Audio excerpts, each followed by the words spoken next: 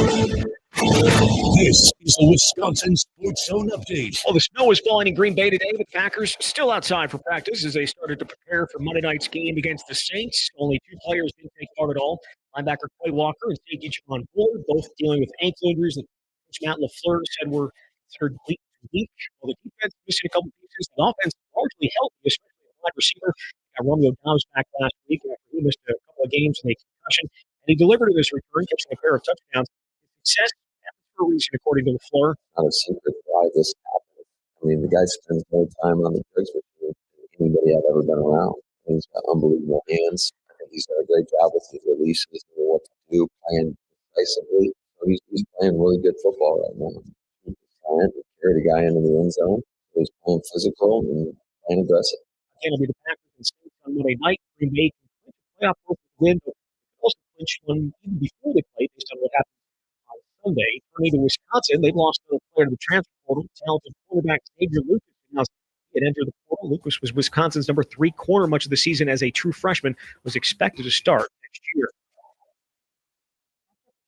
When I first looked into life insurance, I worried about the hassle.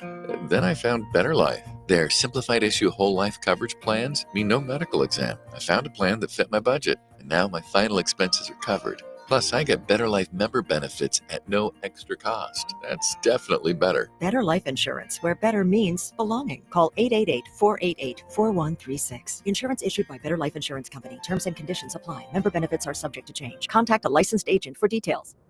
Well, the Bucs are making their way to Cleveland today. It's really going to face the Cavs tomorrow night, looking to keep their momentum going after winning the NBA Cup. And Wisconsin going to host Detroit Mercy on Sunday. With this Wisconsin Sports Zone Network update, I'm Zach Heil-Prin.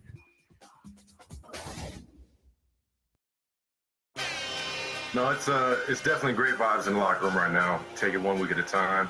Keep winning these games and put ourselves in position for the playoffs. Like we're at as a team right now, everybody's enjoying being here and putting in the work during the week. This is where Wisconsin gathers to talk sports. Packers, Brewers, Badgers, Bucks. The Wisco Sports Show is on the air. Now, here's your host, Grant Bills.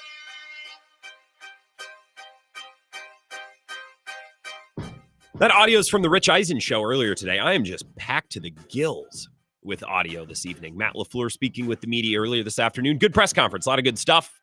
We'll get into it. We're going to hear from Mike Clemens, I believe, in the second hour of the show as well, unless something changes or something comes up with Mike. The locker room open this afternoon. And I know what you're thinking. Grant, it's Thursday. Isn't the locker room normally open on Wednesdays? Yes. Very astute. But they play on Monday Night Football, so everything shifted forward a day. So they were off yesterday because yesterday was technically Tuesday and today is technically Wednesday, which is nothing. I'm just sharing the schedule with you. It just makes me laugh because every time the schedule gets shifted for Thursday Night Football or for Monday Night Football, someone on the Green Bay beat asks Matt LaFleur about it. Is it kind of weird that the calendar says Thursday today, but it's for you guys, it's really a Wednesday. So that's the only thing that always jumps out to me when the schedule is shifted. But normally we're flushed to the gills on Wednesday with player audio. Today, a lot of audio from Matt LaFleur, and we'll hear from Mike with some audio from certain players who he catches up with in the locker room this afternoon. This is the Wisco Sports Show. My name is Grant Bills. Thrilled that you're here. Thank you for being here. The show live streams on YouTube and Facebook. The Wisco Sports Show with Grant Bills. Just look that up on YouTube or Facebook, or maybe both. Like or subscribe to follow along, and then you can watch the show as well. And you can comment and you can interact. Also on the Facebook page, I've shared it like 3 times now. I'm really promoting. I'm really going all out here for both of our events next week. I guess there's 3, but there's really 2 where we're going to try to get a huge crowd. I'm going to be live at Kai's Chevytown, the north side of Menominee Monday. Princeton Valley and Eau Claire, just off the North Crossing. That'll be a week from tonight. So 7 days away. Go RSVP, go share that event, try to rally some friends, get a group to come out to Princeton Valley, the clubhouse, a week from tonight, and then Dean and Sue's, the west side of Menominee, just off Highway 29. Very easy to find and get to. That'll be a week from tomorrow. So while you're over on the Facebook page, liking the page, you might as well RSVP to the events. If you are a Sports Talk 105.1 listener up in Eau Claire, or shoot, maybe you got nothing going on, you're a Madison Lacrosse listener, come on up. Eau Claire, Menominee. It's a great time. The Chippewa Valley. Weird day for me today. Normally, the last couple of weeks and months, I've been trying to hone in the show. Like, I want to be into sports by 4:05 at the latest. I want to be talking about the thing of the day. I don't want to start with small talk. I used to do that a lot more, and I'm trying to weed that out as much as possible. Maybe we small talk about, silly things later on in the show, but I really want to hit the ground running. I do have to start with a little small talk today. I haven't been on Twitter. I haven't been on the internet all day today. Well, I have been on the internet. I've been on Twitter. I haven't opened it since I woke up this morning. Save to send a DM or two on my phone because I saw something being talked about in a group chat. The Survivor finale was last night, and normally I DVR'd on DirecTV because if you watch it on Paramount Plus, because it's CBS, you can watch it live or you can watch it next day on demand. You can't watch it on demand night of. So you can't start it at 7:30 once it starts at 7. If you're not in at 7, you miss the boat. It's like an airplane. You're either on it when it takes off or you can't join it in progress. But our DVR was purged. It's my mother. She didn't know. I love my mother. So I don't, and she listens to the show sometimes. So I don't want her to feel bad. So I don't know I have no clue who won last night. So I've really been trying to avoid spoilers, and I have been successful thus far today. I'm not going on Twitter. I'm not doing it. So if there's any crazy breaking news, I don't have a producer. Please keep me abreast of any developments. And also, there's a couple of you who email the inbox, and specifically Eric. Do not, and I messaged Eric last night because he messaged me about Survivor. I said, don't. So please, I would really appreciate it if you don't spoil. I haven't been on Twitter, and actually I've been more productive than normal today. I've been reading The Athletic, which I subscribe to and I normally read, but I don't normally just go to The Athletic's homepage and I'm like, what do I read about today? But that's what I was. And I also have my trusty newspaper here.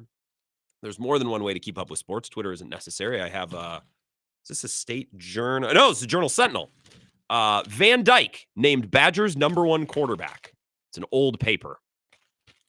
Wonder how that turned out. Not well. I actually want to start with the Badgers. Funny enough, Xavier Lucas transferred today. And I am not the world's biggest Xavier Lucas fan. It's not like I saw that and I'm like, oh my God, Xavier Lucas is an incredible player and the Badgers will be totally cooked without him. He's an important player and him transferring really hurts. But I wouldn't lead the show with it unless I thought there was some bigger picture thing to talk about. And in this instance of this transfer, I think there is. And we don't need to dwell on it the entire show, but it's just an observation. It's just a thought. So Xavier Lucas, who played he was a true freshman this year. Assuming I'm reading this correctly, and I think I'm up to date again. I haven't been on Twitter, so I've been reading, trying to absorb information. He played all this year. Very talented player, and he's been one of the few who have come in as a freshman or have come in and played right away. A lot of these players who have transferred out for the Badgers have been players who have come in, maybe highly touted as recruits or highly thought of when the Badgers first got a commitment and brought them onto campus, and they haven't played. So they transfer, which is understandable, right? Xavier Lucas has played. He played a lot this year. He's a big part of their defense. And why this transfer is important, or why I think it's worth talking about, even if it's just for a couple of minutes, is this transfer shows an issue in college football. And I know we all don't love the transfer portal. We've kind of learned to live with it and play within the sidelines of the transfer portal. We have all, I think on some level, accepted the current state of college football, even if we don't love it.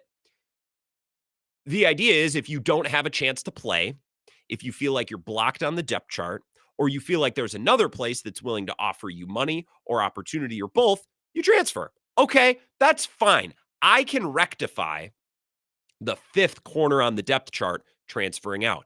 And the Badgers have lost a lot of corners. They've lost a lot of members, especially from the last 2 recruiting classes on that part of the defense. Amari Snowden, Jonas Delclona, I believe I'm pronouncing that correctly. Justin Taylor, they have commitments. They've gone to Toledo. They've gone to South Florida. They've gone to Wyoming. And there's a couple of other members of that secondary who have already transferred out, even though they haven't settled anywhere yet. Max Lofi and Jace Arnold. They haven't announced where they're going yet. This Badgers cornerback room is really, really thin. We don't know what Ricardo Holman is going to do. And basically, the only other bodies on the back end are freshmen. Agard and Harper are their last names. These might be names that you know. These are not names that I'm super familiar with. Okay, Grant, get to the point. Why are you talking about this? This is why this transfer sticks in my gullet just a little bit. This is why it climbs up my rear end. Is because players like Amari Snowden and Jonas Delcona and Justin Taylor, those players on the back end weren't playing, so they transferred. The reason they weren't playing is because a guy like Xavier Lucas was.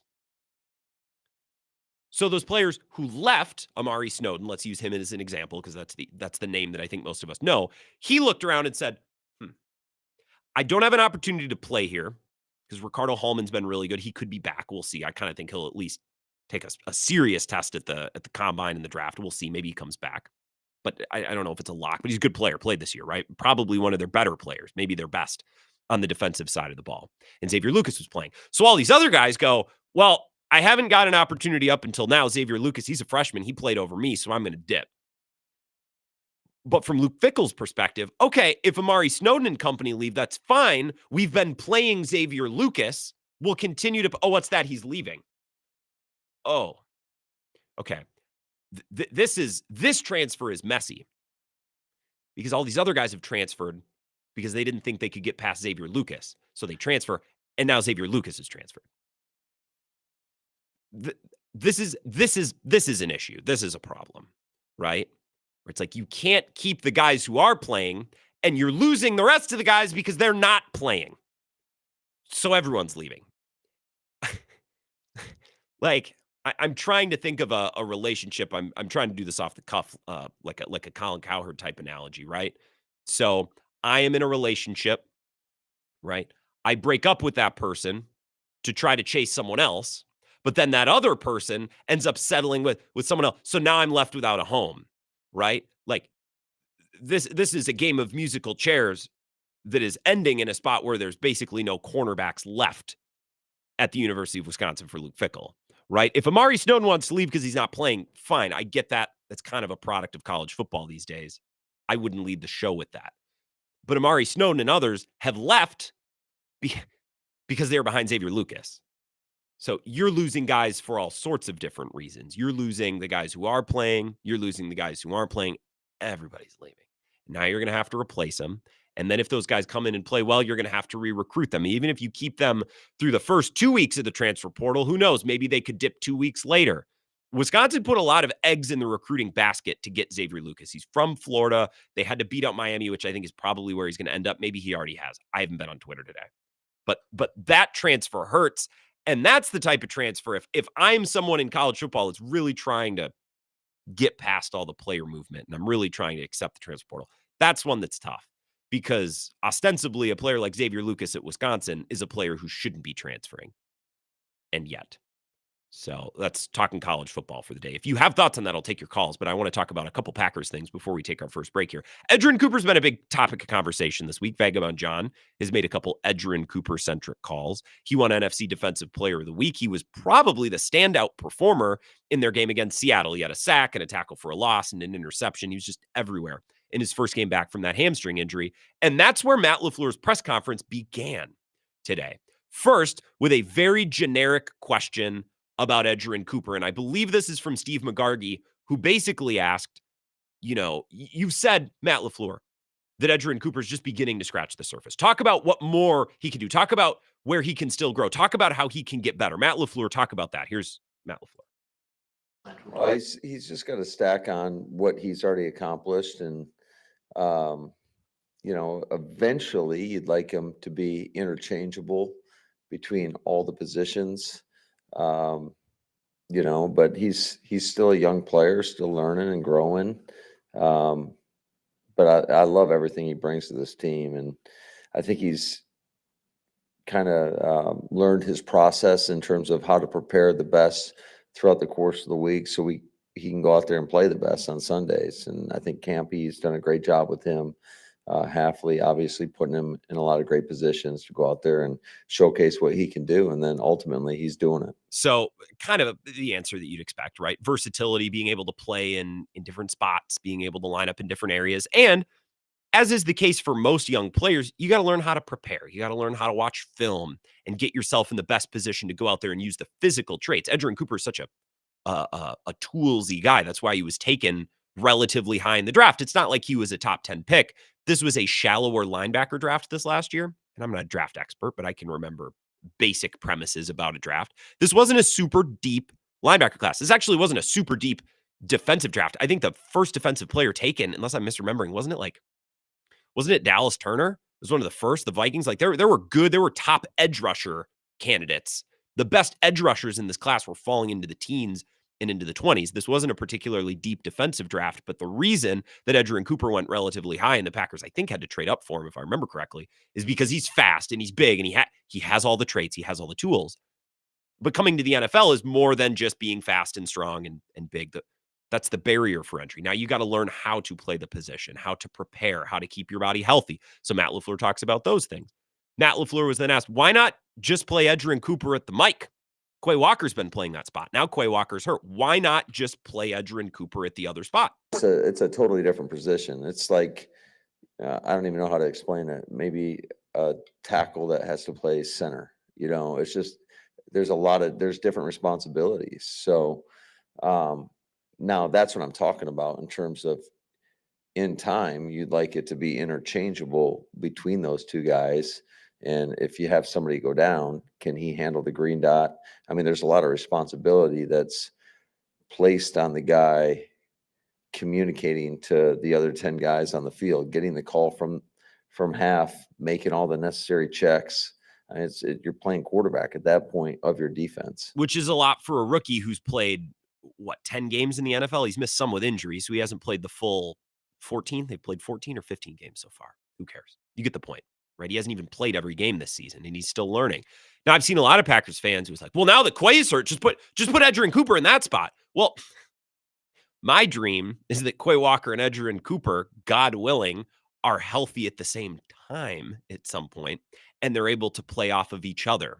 Because Quay Walker has actually been decent. I think he went through a really bad stretch of play that was independent to him. I think he was in his own head and he was overthinking, and he just had a bad stretch of games. And then he pulled out of it. But he really started to look his best when Isaiah McDuffie next to him was playing out of his mind, making a ton of tackles against Miami on Thanksgiving night. And Isaiah McDuffie was getting interviewed on NBC after the game. Like, you need someone next to you. Edgerrin Cooper needs someone next to him. Quay Walker needs someone next to him. I don't want to throw Quay Walker out like a baby with the bathwater. Like, I want Quay Walker and Edgerrin Cooper to play together. So it's not as simple as, well, Cooper's better now. Let's get Quay Walker out of there and stick Edgerrin Cooper in there. Well, I'd like them both.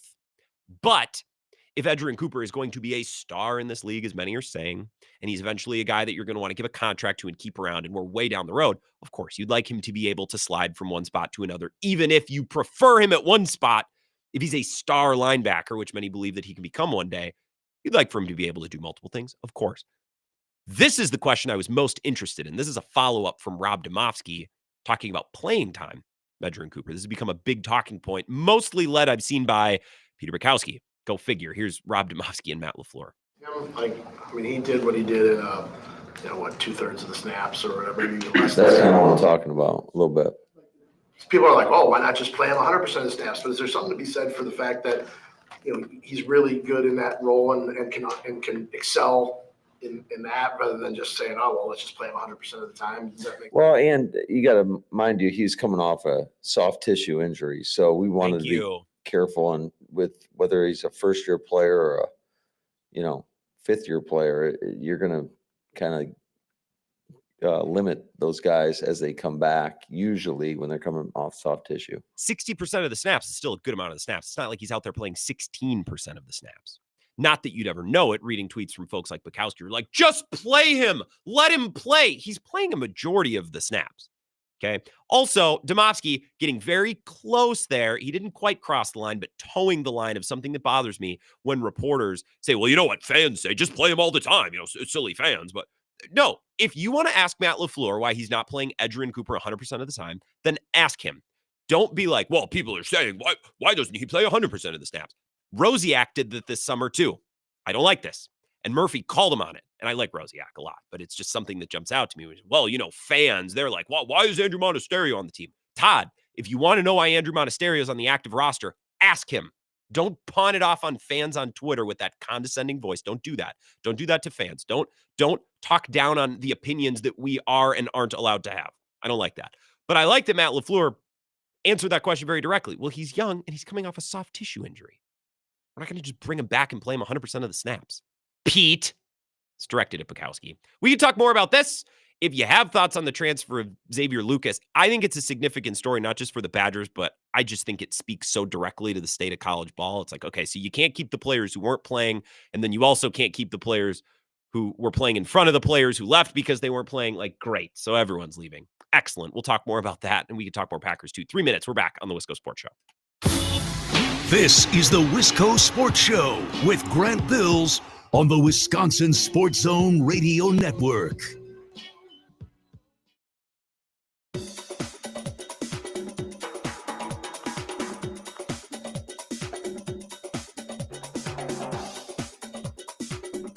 The Wisco Sports Show will resume in 3 minutes.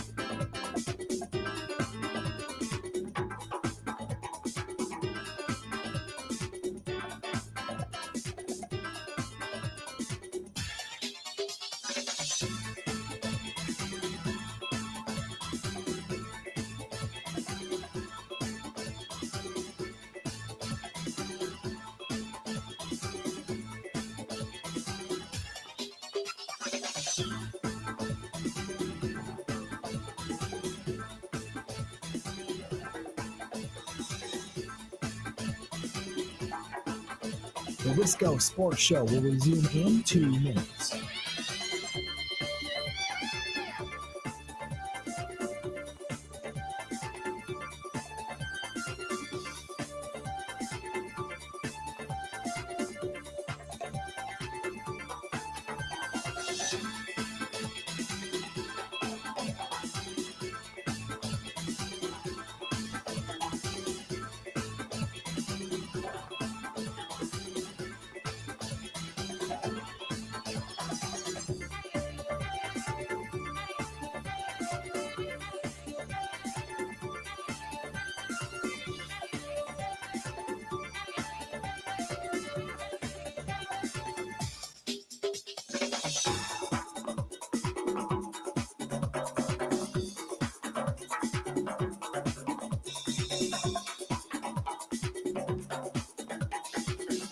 The Wisco Sports Show will resume in 1 minute.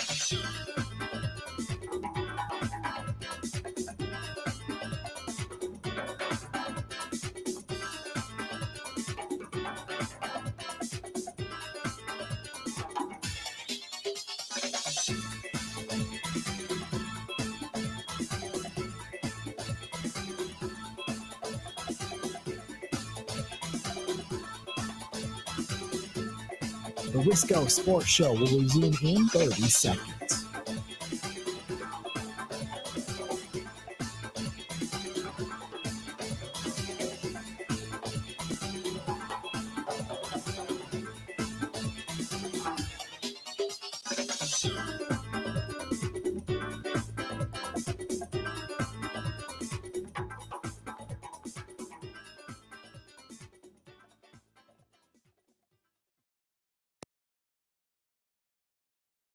And that you've received the opening kickoff, I think on like 9 of your last games or something like that. And some of those have been your choice. Is that analytics now that, hey, we're just going to take it every time we win? The analytic is right here, right in the gut. All right. Yes. It's a gut thing.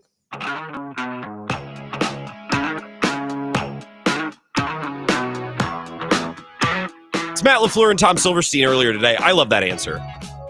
There's a longer answer, and maybe we'll play more of that cut, because that became one of the bigger talking points with LaFleur at his presser today, and the decision-making going in whether to kick or take the ball. Seems to work out pretty well when they take the ball. I don't know if I'd consider that analytics. I don't know that it's a sample size of years and years and years and hundreds of games, but last years, the team seems to win more and start better when they take the ball. Jordan Love talked about that on the Rich Eisen show too this morning, so we'll hear from him a little bit on that as well. To your calls first, very efficiently as promised. No wasted time. If you have a thought on Xavier Lucas transferring, I think it's more of a big picture thing. It's like, so you can't keep the players who aren't playing. You can't keep the players who are playing. It's just kind of a mess. And they have no one to play corner right now. And of course, thoughts on Edgerrin Cooper, which is where Matt LaFleur's presser started today. I have a lot of Matt LaFleur audio, and we're going to get some more player audio with Mike Clemens later on in the show. Anything on your mind, I'll go there. 608-321-1670. Wisco Sports Show. Who's this? Great start. Excellent. Great call. 608-321-1670. Wisco Sports Show. Line 2. Who's this? Line 2 is full. Let's go. Cone roller. What's going on? I liked what you were saying with the beat reporters prefacing questions with, well, the fans are asking, I blah, don't like blah, that. blah.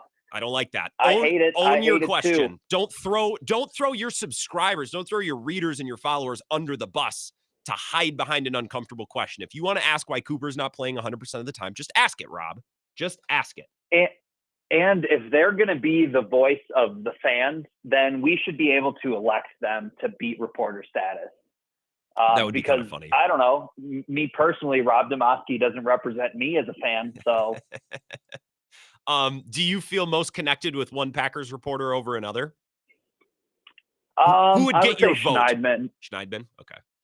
Schneidman. Saw him in the airport in Seattle, said hi to him. So, nice guy. I feel like he kind of knows me now. All right. So he has one vote. That's an interesting, I don't know. Some writers are a little bit more of the fans. I think that's the newer way to do it. Whereas the old guard is like, I'm not a fan. Well, we don't need you to wave pom-poms for the team, but you also got to respect the school of thought. Your fans, your readers, they are fans. So they're going to think like a fan. I just don't like, well, the fans are saying, why don't you play them 100% of the, quit with the tone, Rob. Just ask the question. I'm not a fan. I just cheer for short games and the storyline. Yep. Right, dude. Oh my God. Whatever.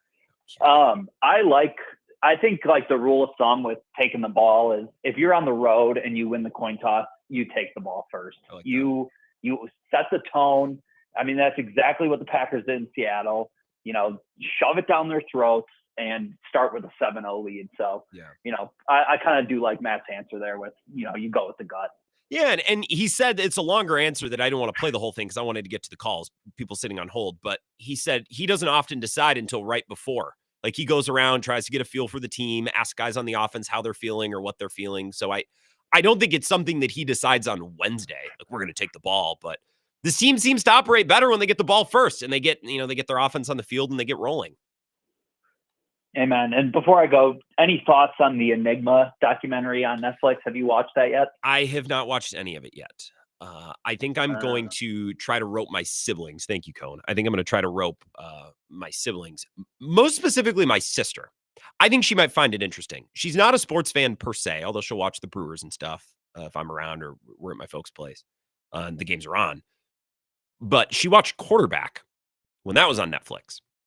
And she liked it. So maybe I can get her to watch Enigma with me.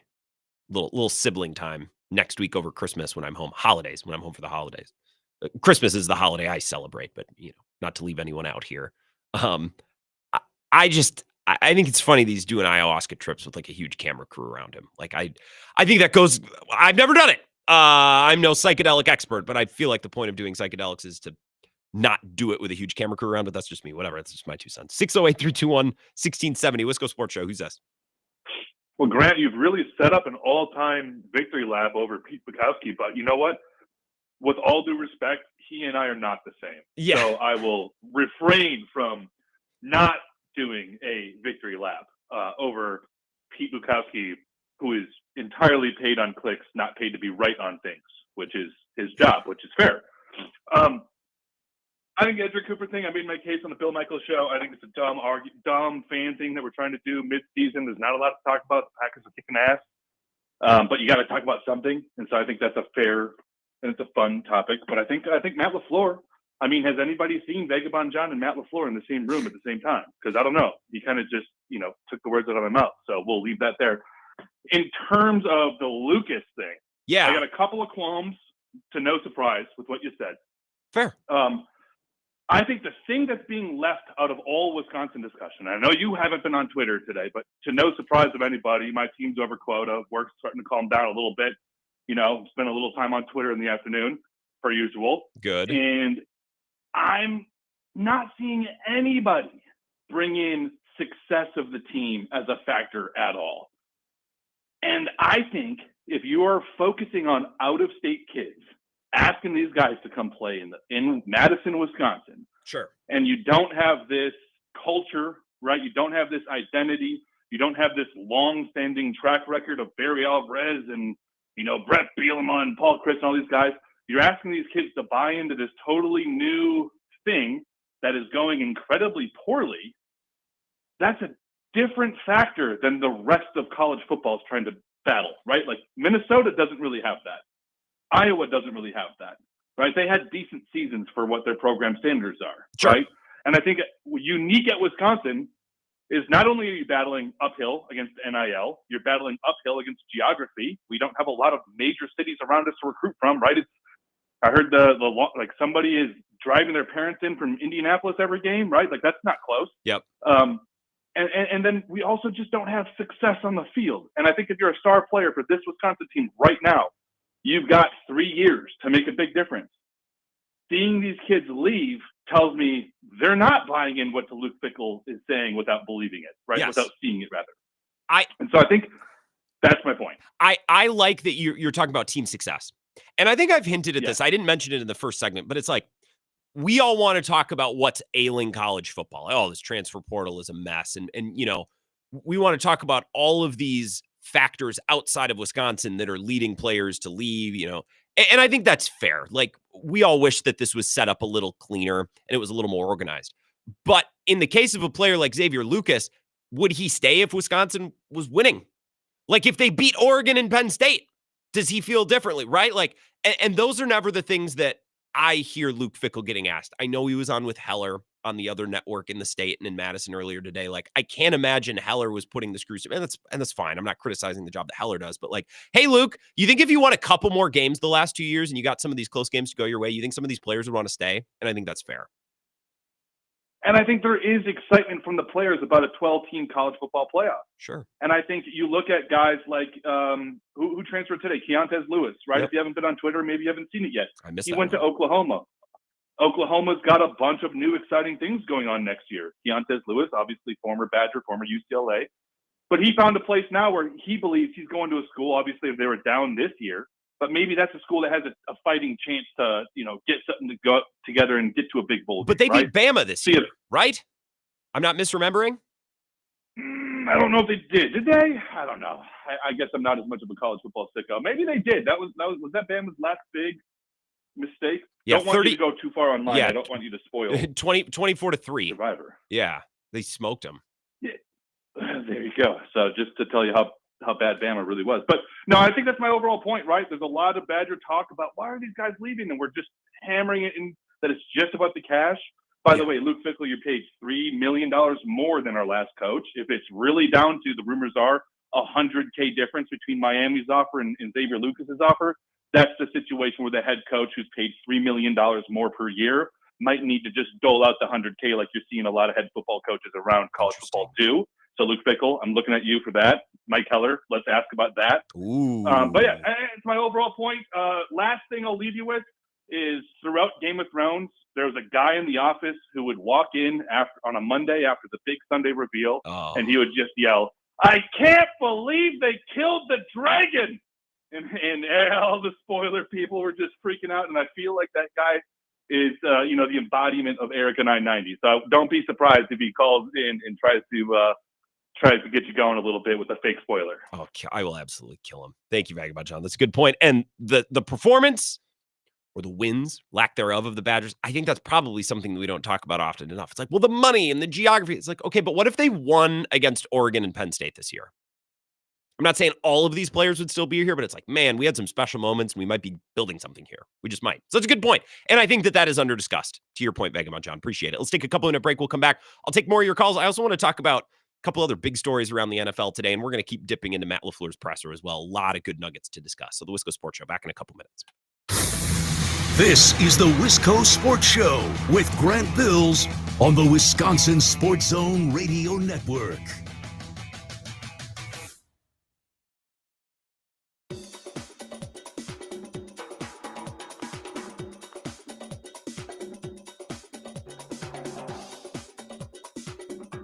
The Wisco Sports Show will resume in 5 minutes.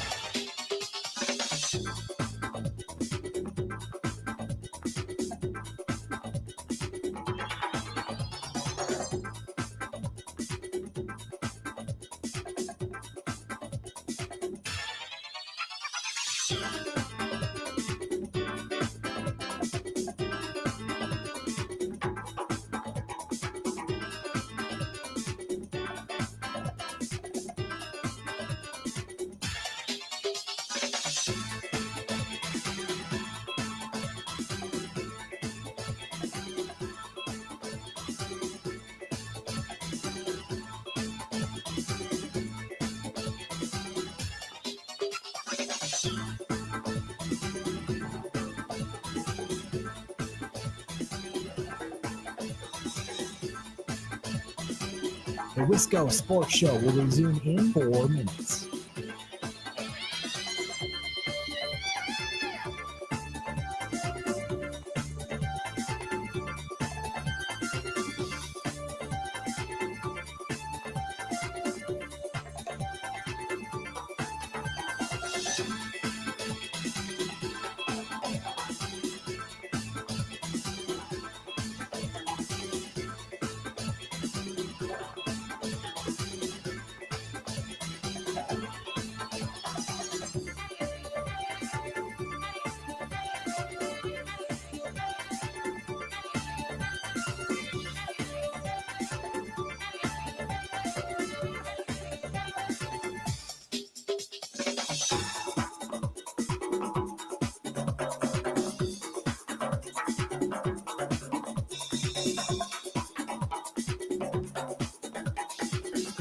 The Wisco Sports Show will resume in 3 minutes.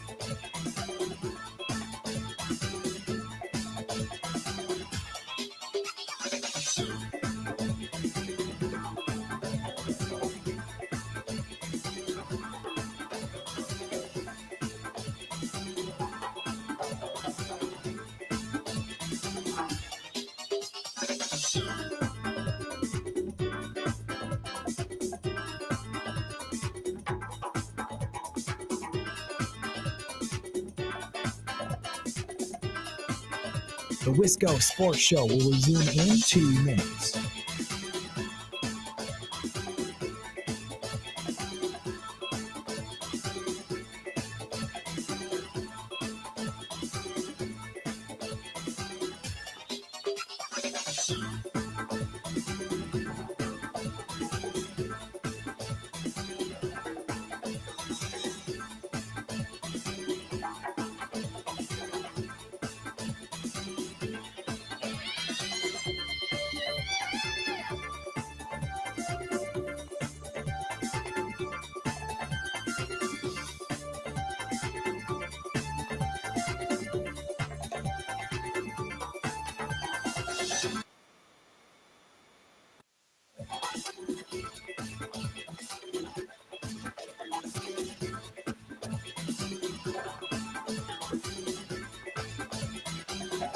The Wisco Sports Show will resume in 1 minute.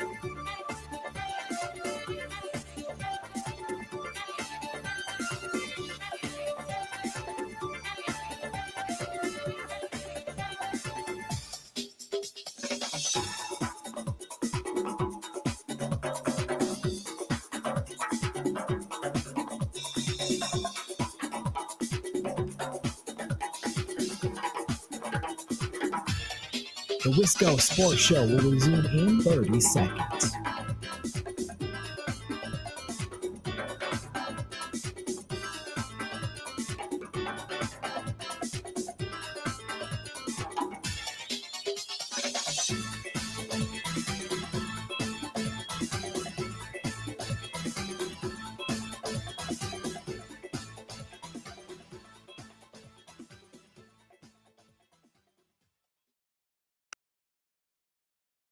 The only analytic is right here, right in the gut. All right.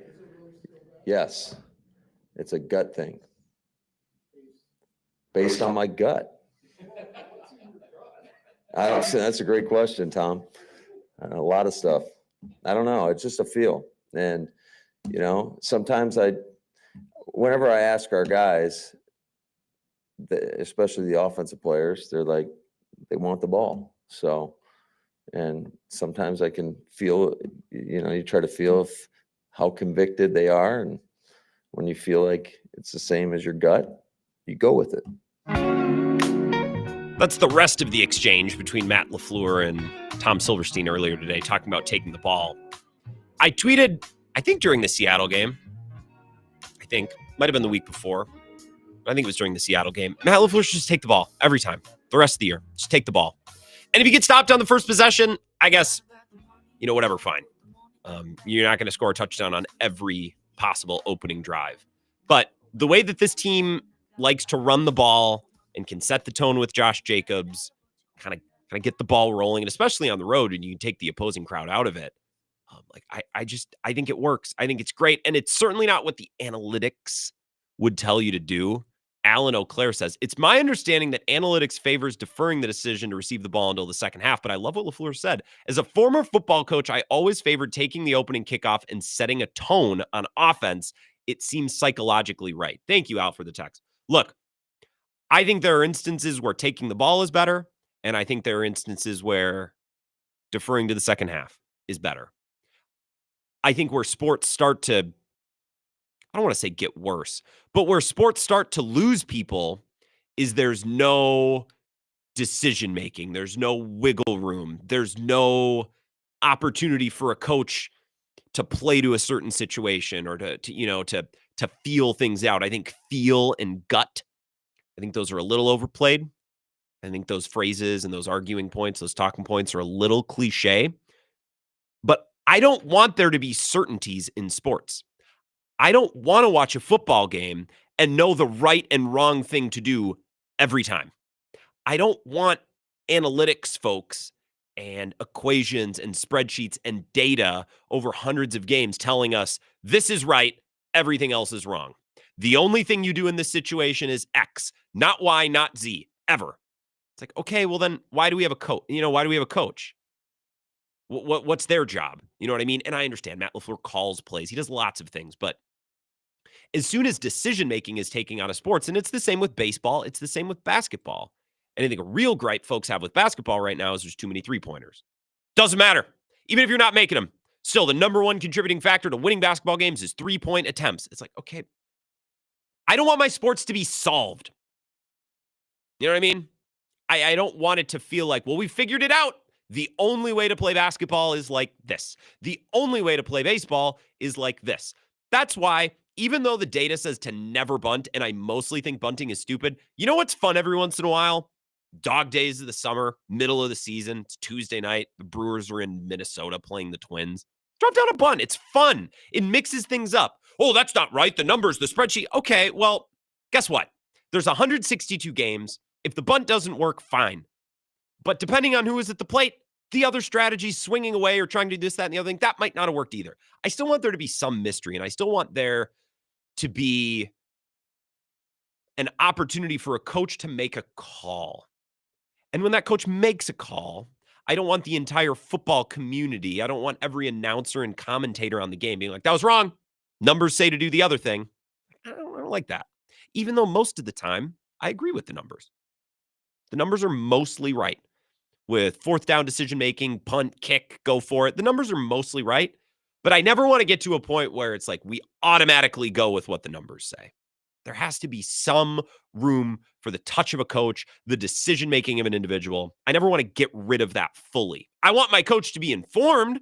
I want the coach to understand what the numbers say and what trends, and I want them to understand that, but I never want to solve sports. I never want these games and these sports to be an equation that have been solved, because that would be lame.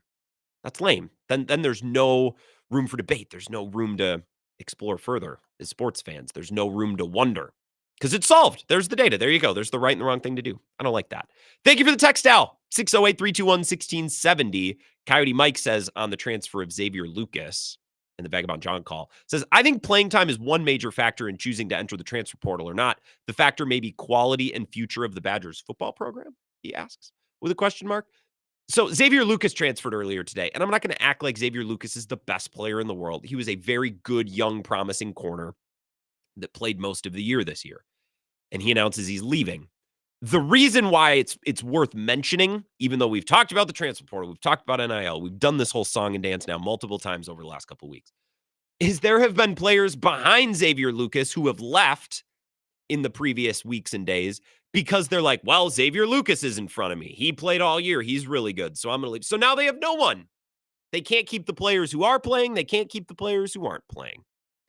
And Vagabond John's point when he called in, I think it was a good one, was basically like, well, what if the Badgers just won more? Crazy idea, I know, But for all the talk about NIL funds and for all the talk about collectives and all the talk about what if the team just won a little more? Wouldn't that make a difference? And wouldn't that make a decision from Xavier Lucas a little bit more difficult? If they had beat Oregon and Penn State and they were going to a bowl game, does he really need to, we assume, go running back to Florida where he's recruited from? Right? If you're going to work really hard to recruit a kid out of the deep South, Florida, to get him to come up here and play ball, and the team stinks, and then there's going to be teams from Florida closer to home calling with more money, like, of course he's going to go win some more games, at least make it a difficult decision. You know what I mean? 608-321-1670. I want to get into some other NFL stories, and maybe we can do that next. So much Matt LaFleur audio today, and we just heard a little bit about his decision to take the ball or his decision to go with the ball. Here's Jordan Love asked about that on Rich Eisen. Let's hear the quarterback side of that story. To take or to kick? Let's talk about the win that you just came up with. So rare in this league to see a team win a coin toss and say, we're taking the ball. We're not deferring. But you guys did win the toss, took the ball, and then just smashed it down the field with Josh Jacobs. Was that something you talked about throughout the week, that if we get the toss, that's the way we're going to do it? Jordan? Yeah, we've had multiple conversations like that. Matt is always great about asking guys on the team, what do we want to do? And, anytime you ask me, I always say, I want to take the ball. Yes. I love you get to go out there and start on offense and especially just start fast and go down there and put up points. I think that's really the formula to be able to start the game fast. And something that we harped on all week is something that we didn't do very well in the Detroit game. We'll start the game fast on offense and go put up points to help the defense out. So we did that. So Jordan Love he's not really going to give you too much. He says the company line, very good press conference giver, not going to give you much. But of course he wants the ball. Of course he's going to take it. And if it's working, and it's worked more often than not, like they took the ball against Detroit and Kansas City last year. They took it in Seattle, right? When you could take the ball and immediately go score, especially on the road, when you suck the crowd out of it. I think that's the path to victory in Minnesota. Get the ball early, drive down, and put Minnesota behind. Try to take that crowd out of it as much as you can. So I wasn't on Twitter today, not once, but I was reading The Athletic. I said, well, I'll just go to the front page of The Athletic. Let's see what's trending. Two stories that I want to talk about from two different teams. It's unbelievable how lucky we can be sometimes as Packers fans when I read stories of what happens with other franchises, specifically with their owners. Let's talk about that next as we wrap up hour number 1 of the Wisco Sports Show.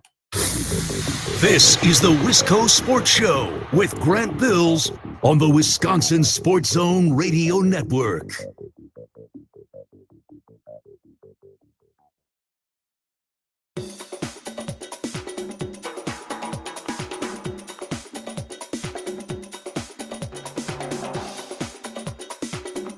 The Wisco Sports Show will resume in 3 minutes.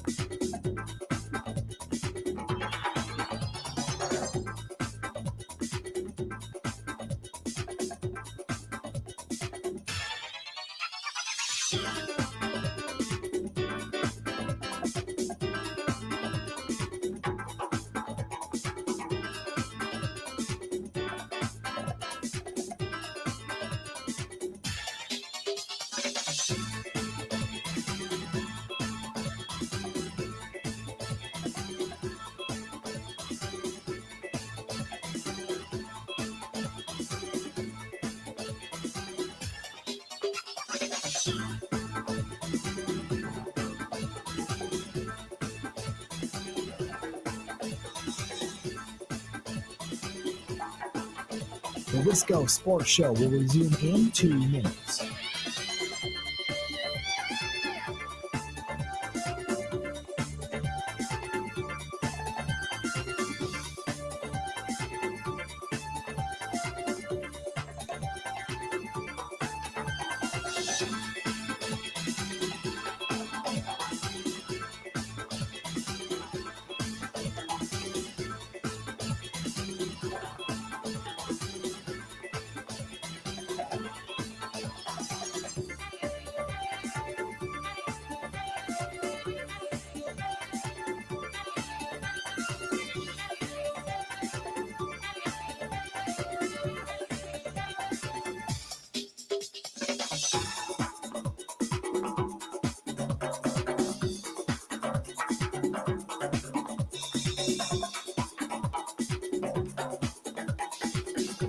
The Wisco Sports Show will resume in 1 minute.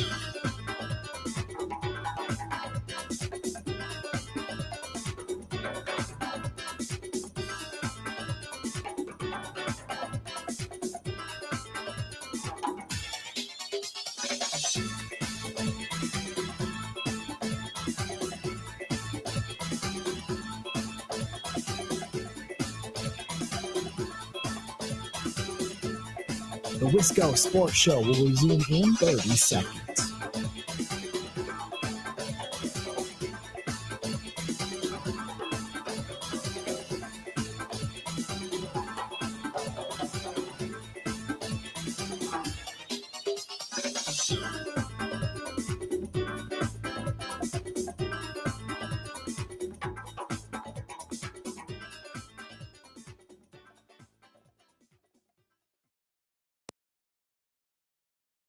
Also, another story today is speculation that Garrett Wilson wants out.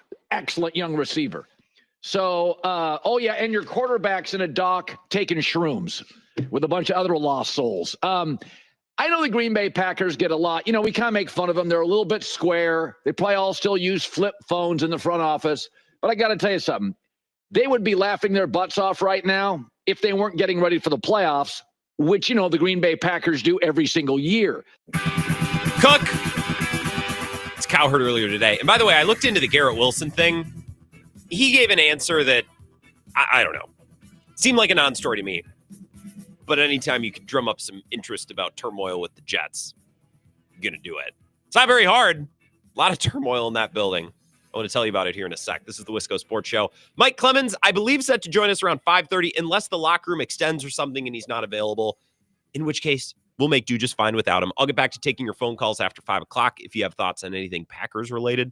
Xavier Lucas announced he's transferring today, and I don't think that individual player is the end of the world, but just kind of like, okay, so the players who weren't playing, they're gone. The players who were playing, they're leaving. You got no one. You can keep no one. So it's not great. Let's just say that. I was off Twitter today, as I keep telling you. I just went to the front page of The Athletic today. I'm like, all right, just like a newspaper. Let's see what's going on. And I read NFL stories, and I listen to different sports radio shows around the country, and they're talking about their teams. And you know what always comes up, especially with bad teams? Ownership. You know how much Robert Kraft is getting discussed right now? And the McCaskies, Virginia, their son George, and Woody Johnson. I'll read these stories, or I'll listen to analysts, and I'll stop and be like, this is so foreign to me.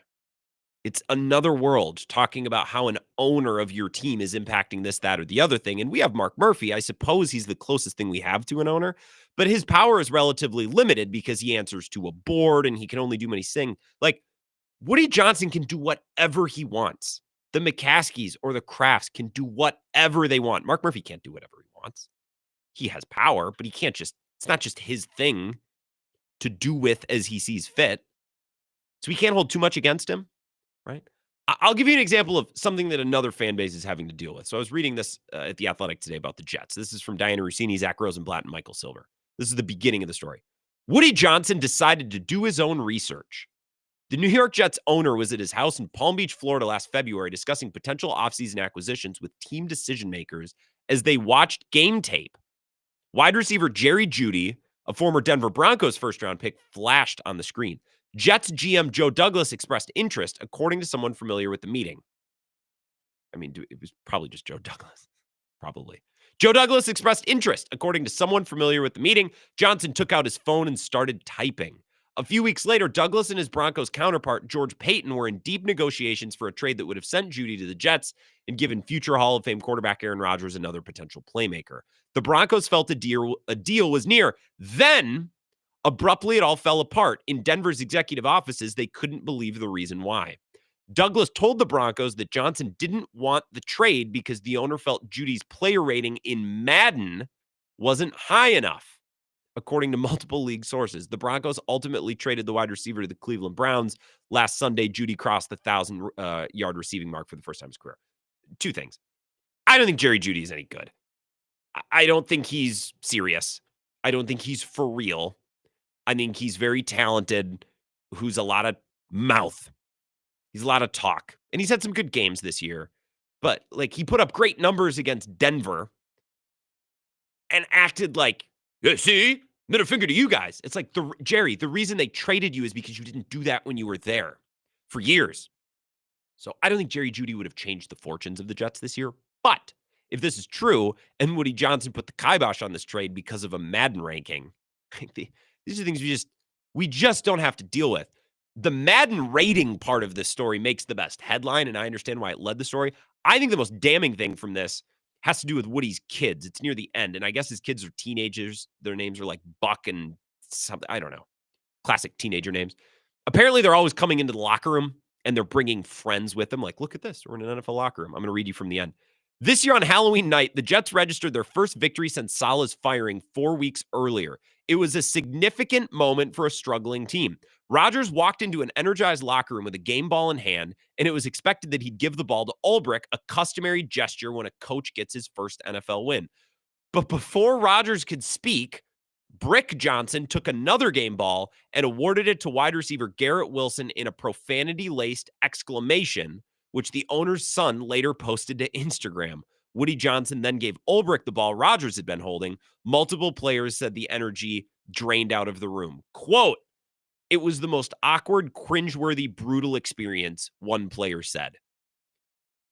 So, like, this goes back to what I said last night about, was it Eden's or Dinan, whatever Bucks owner was there when they won the NBA Cup the other night. It's funny to me that more owners don't have any self-awareness, although not totally surprising. If you grow up with tons of money and you're always in charge and you've never really had to socially or professionally make it of your own accord, and some of these people have, but like Woody Johnson hasn't. His kids certainly haven't. There's nothing in your head that stops you and says, hey, you know what? These guys who get in car crashes every week for a living, who are fighting for their professional respect right now because the coach got fired and they had lost 3 or 4 games in a row. You know, the last person they want to hear from right now, you know, the last person they want to celebrate with is some snot-nosed kid of an owner who is a snot-nosed kid of a billionaire father. Like, that's not what, but these people, they don't have it in their brain. There's nothing that stops them and said, you know what? This actually probably isn't what the players want. This actually probably isn't what the fans want. Our team just accomplished something. We're on the floor to celebrate. You know what? The fans don't want to hear from me.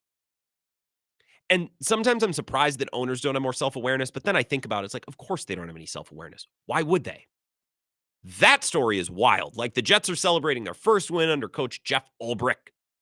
Rodgers is about to give him the game ball, and some kid comes in and starts throwing swear words around and gives the ball to Garrett Wilson. And everyone's like, okay, dude, like we were gonna have a thing, you know, just with the people on the team, the guys who were playing, the guys who were in the trenches. So I read stories like this, and I'm like, God, can you imagine if we had to deal with this stuff?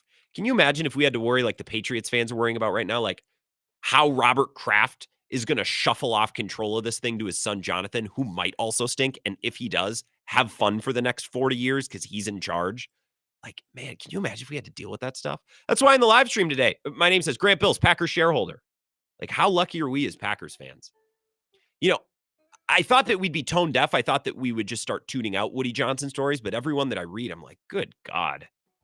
Like, no wonder this team stinks. I don't know. Jerry Judy's not good enough in Madden. Are we sure we want him? Like, I probably wouldn't want Jerry Jeudy either, but he also didn't go for that much. And Madden would have nothing to do with my reasoning. Let's just say that. Hour number 2, let's get an update from Zach. We'll continue next. More to your calls. Get to the phones next, too.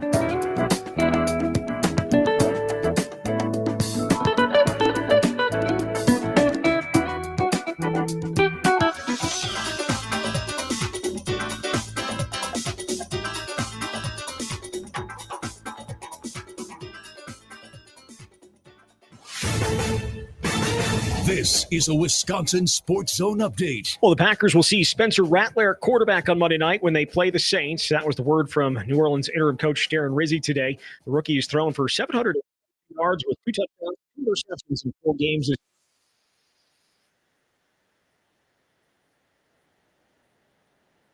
history. All of this sets up for the Packers to be big favorites, currently 14.5-point favorites against the Saints team that is 5-9 and not in playoff contention.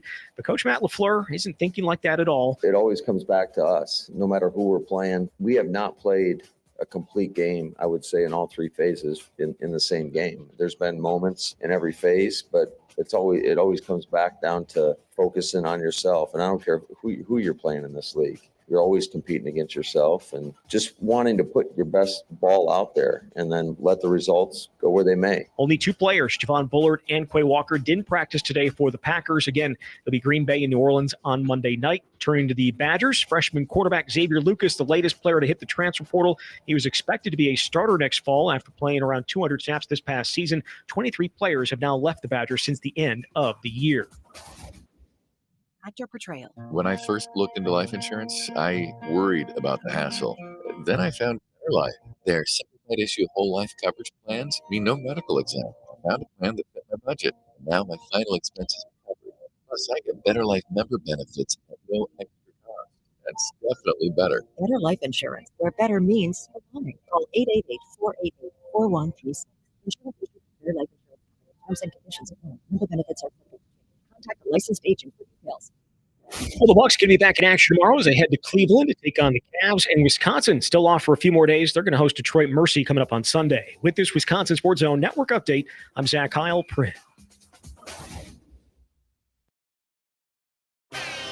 No, it's definitely great vibes in the locker room right now. Take it 1 week at a time. Keep winning these games and put ourselves in position for the playoffs. Like we're at as a team right now, everybody's enjoying being here and putting in the work during the week. This is where Wisconsin gathers to talk sports. Packers, Brewers, Badgers, Bucks. The Wisco Sports Show is on the air. Now, here's your host, Grant Bills.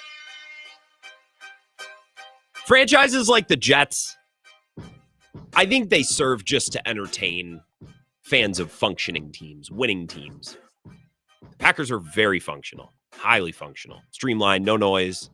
Part of that is, they operate in Green Bay instead of New York City. But let me ask you a question for everyone who's like, well, that's the New York media just drumming up stuff about Woody Johnson. Let me ask you this.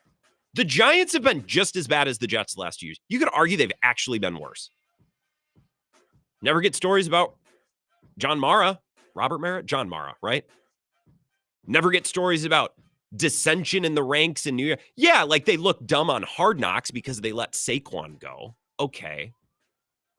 There's a lot of smart football people that would still contend that them spending more money on Saquon wouldn't be smart. Same with Xavier McKinney. The problem is Xavier McKinney's gone to a functional team and Saquon went to a rival team and both have played really well. Like, yeah, the Giants are losing. They're not any good. They can't figure out coach, quarterback, GM. But you don't have stories like this coming about the Giants. Even when fans are paying planes to fly a sign over the building, you're not getting these stories about the Giants. So don't just tell me it's the New York media, and don't just tell me, well, people are targeting Woody Johnson. That's what every Jets fan thinks about Diana Rossini, or you're just making stuff up again. I love that we live in a world in 2024 where we can just see a news story from a credited reporter. And we're like, actually, they just made that up. Oh, okay, cool. I didn't know we had that option. When my boss asked me to do something tomorrow, I'm just gonna be like, you know what? I think he's making that up. He's not going to do that. The biggest news of the day is probably the fact that Xavier Lucas is transferring out of Wisconsin. And we don't need to belabor it. I just keep bringing it up because it's like, man, you lose transfers who haven't played. That's one thing. You lose a player who has played and kind of in one way or another caused other players to transfer. Okay, well, what are you hanging your hat on now? You're not winning. You're not keeping players that are good. You're not keeping players that aren't playing. It's just kind of a mess in Wisconsin. But you know that.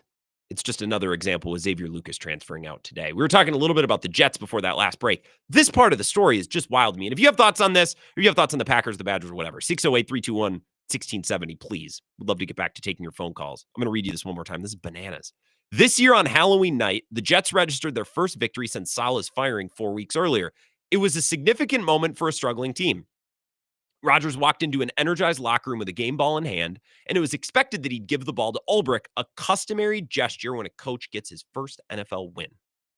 But before Rodgers could speak, Brick Johnson took another game ball and awarded it to wide receiver Garrett Wilson in a profanity-laced exclamation, which the owner's son later then posted to Instagram, which isn't cool. Woody Johnson then gave Ulbrich the ball Rodgers had been holding. Multiple players said that the energy felt drained out of the locker room. It was one of the most awkward, cringeworthy, brutal experiences. One player said, I want to look up a player of this Brick Johnson kid. What does he look like? Oh, God. He looks exactly like, oh, Lord. I'm going to throw this up on the live stream if you're watching. Save image as. Hold on. Got to save it, and then I'm going to drag it over. This is, yeah, he looks exactly. Oh, he went to Harvard, too. Harvard tennis. What a douchebag. Respectfully, I don't know the guy, but come on. Let me see if I can add this. If you're watching on the live stream, Facebook, YouTube, and on Twitter as well, look at this a-hole. Oh, God. Oh. Imagine you have lost 4 games in a row. The entire sports media sphere is mocking you and your quarterback because he's doing drugs in the jungle and Robert Saleh got fired and now Ulbrich is coaching and Nathaniel Hackett's not a real OC and everyone's laughing at you. You lost 4 games in a row and you finally win a game and you're about to have this nice moment with your head coach and this douche comes in and starts throwing F-bombs around and gives a game ball to Garrett Wilson, who was deserving of praise. I think that was the game he made that ridiculous catch, right? Or maybe it wasn't. I don't know. Imagine this snot-nosed kid who's a son of a snot-nosed kid because Woody Johnson has inherited the thing as well. I don't mean to turn this into a Jets show today. I just thought that story at The Athletic today was wild. Another Nathan on the live stream says, the Instagram profile picture is even worse. I don't have my phone next to me, but I'll look it up over the break. I mean, I could look it up too. Maybe if we get a caller, I'll look it up when a caller is talking. Yeah, I believe it. Wisco Greaves, Tyler, who lives out in Boston, and I know he shared that on the stream before, says Robert Kraft and his TV time on CBS during the games are ridiculous. Well, this is the thing.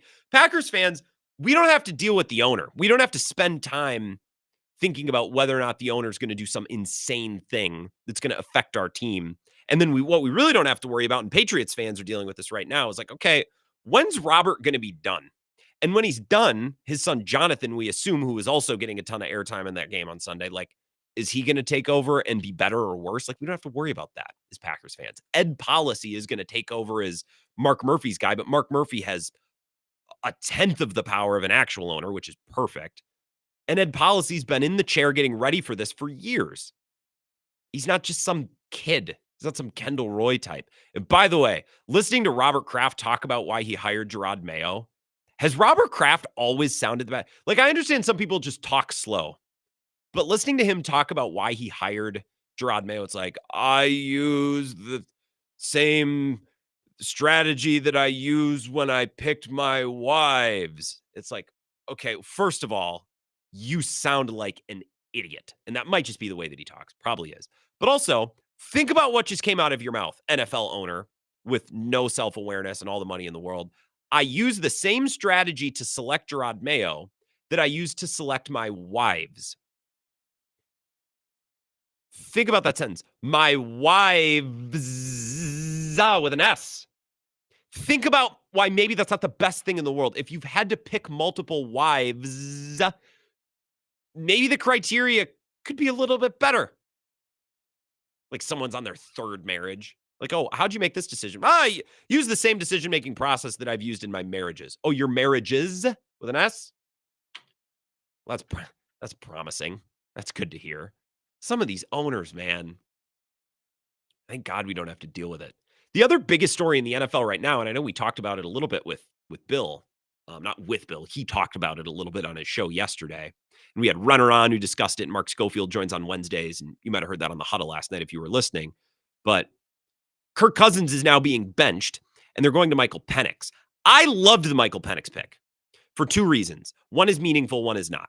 One is a principle-based reason, and another is just a completely selfish reason. The actual reason why I liked the Penix pick was because we just watched the Packers last year. You got to remember what happened leading up to the Michael Penix pick, right? Well, the Chiefs won another Super Bowl. That's not surprising. The Niners lost in another Super Bowl to the Chiefs in a close game. That's not surprising. The Lions had a great run. Who did the Chiefs beat in the AFC title game? The Ravens. Oh, Lamar Jackson lost in a big game. That's not shocking. So the end of the season leading into the 2024 draft was not all that surprising. One thing that was a little surprising was Jordan Love figuring it out and the Packers being great and blowing the balls off of Dallas and almost beating San Francisco on the road in Jordan Love's first year. We're coming off of that, right? We're just a couple of weeks really removed from that when we're getting into the draft.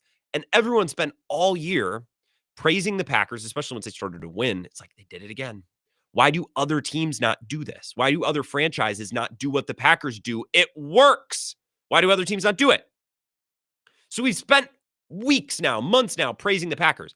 And then the Falcons do the thing that we've just spent the last couple of months praising the Packers for. And what's the reaction? Oh, Falcons, you're so stupid. This is so dumb. You're going to pay Kirk Cousins and draft Michael Penix? What are you, insane? It's like, wait a minute. Did we just not celebrate the Packers for succeeding and winning all these games because they did the thing?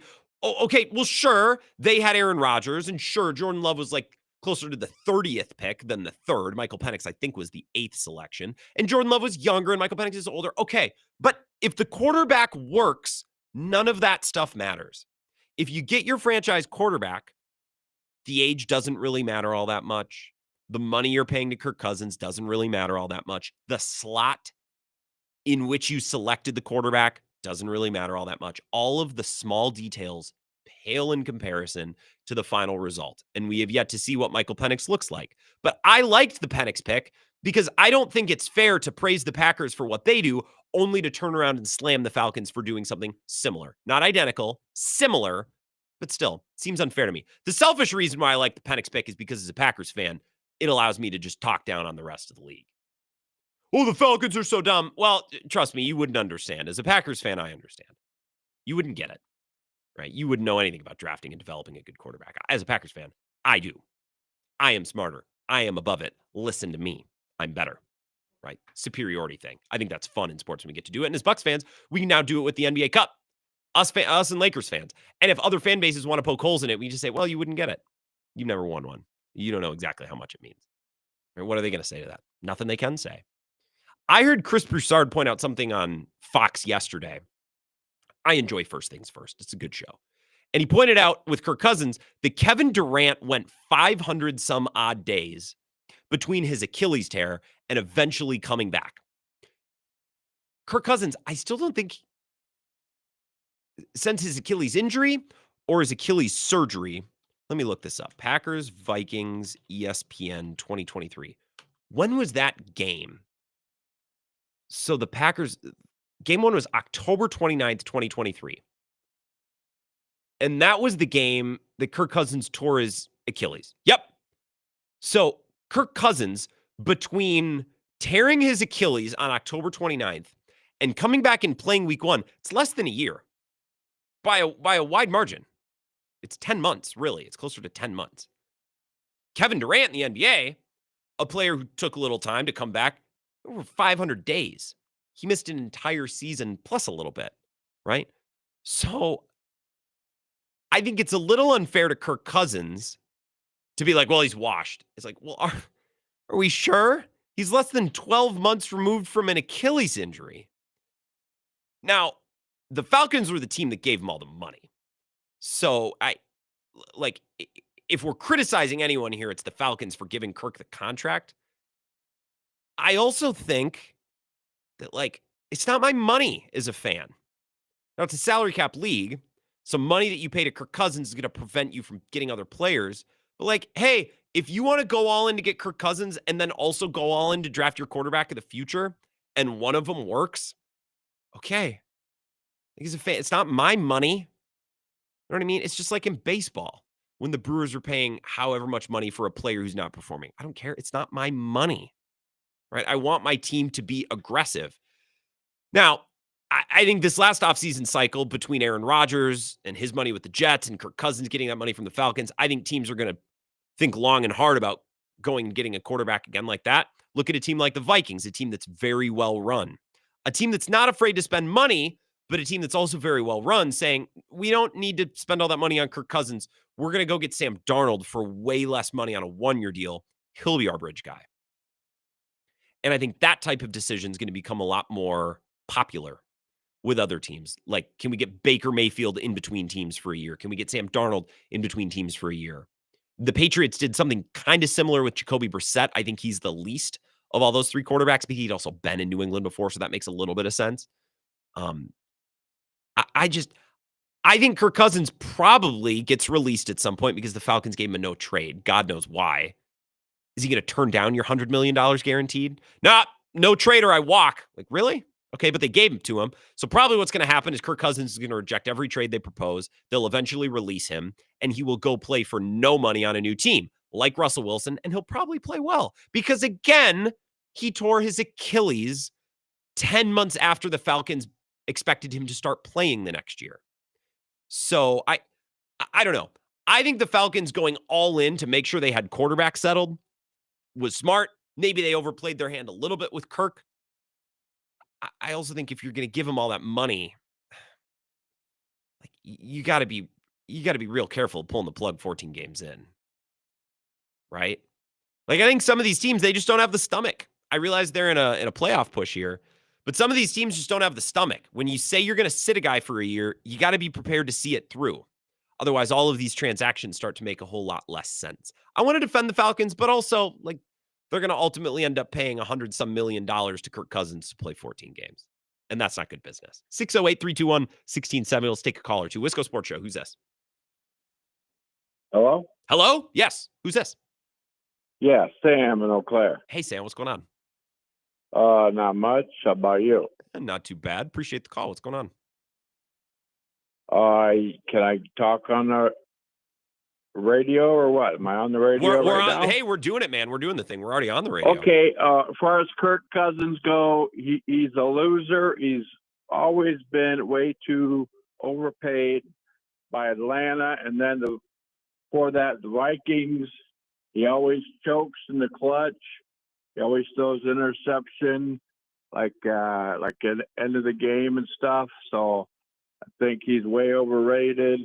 And I think Atlanta should get rid of him and go for that younger guy, Penix or whatever his name is. I want to see Penix play too. I just think that Kirk Cousins is probably going to go somewhere next year, a year healthier for very little money. And like Russell Wilson, I actually think he'll probably be pretty good for another team. He's probably not going to win him a Super Bowl, but I don't think Russell Wilson's going to win the Steelers a Super Bowl this year either. But he's been good. Well, that's worked out. Well, Russell Wilson, I still think is a good quarterback, but Steelers aren't that good overall, the whole team. You know, there's more players playing than the quarterback. You got to look at the defense, of course, running game, coaches, everything, not just the quarterback, you know, and you know, they always blame everything on Rodgers with the Jets. Well, Rodgers doesn't play defense. He doesn't call the plays, I don't think. He's not the head coach. He's not the general manager. Same thing when Rodgers with the Packers. They blamed everything on him. He didn't play defense. I don't know that he wasn't the. I don't know about he that. wasn't the reason. He wasn't the reason why San Francisco blocked that punt in the playoff game a few years ago to beat the Packers. You know. I don't think we blamed everything on Rodgers. I think, Sam, I appreciate the call. I think now that Rodgers is gone and some Packers fans got sick of him, they've retroactively gone back and framed things in an anti-Rodgers way, and I don't like that. But I think when Rodgers was here, I don't think we blamed everything on Rodgers. I think we often were like, man, his defense gave him no help, right? He couldn't get the ball in overtime because he lost the coin flip. You know, these types of things. Special teams in 21 and then in 2014 as well with the onside kick. Like, I don't know. I think Packers fans, smart Packers fans, reasonable ones who aren't overly jaded for or against Aaron Rodgers. Like there's some people who are just going to defend Rodgers no matter what he does. And there's lots of people who are just going to be critical of anything he does too. Packers fans who are reasonable about it would look back over the years and say, yeah, there were years where Aaron Rodgers wasn't good enough, but there were also plenty of years where his defense or special teams or coaching let him down. I think it was a mix for a long time. I don't know. I definitely don't think Rodgers got all the blame. Some people want to make it that way now that they don't like him, and that's not fair. So on that, Sam, I would agree with you. 608-321-1670. One more call, then we're going to take a break. Let's go Sports Show. Who's this?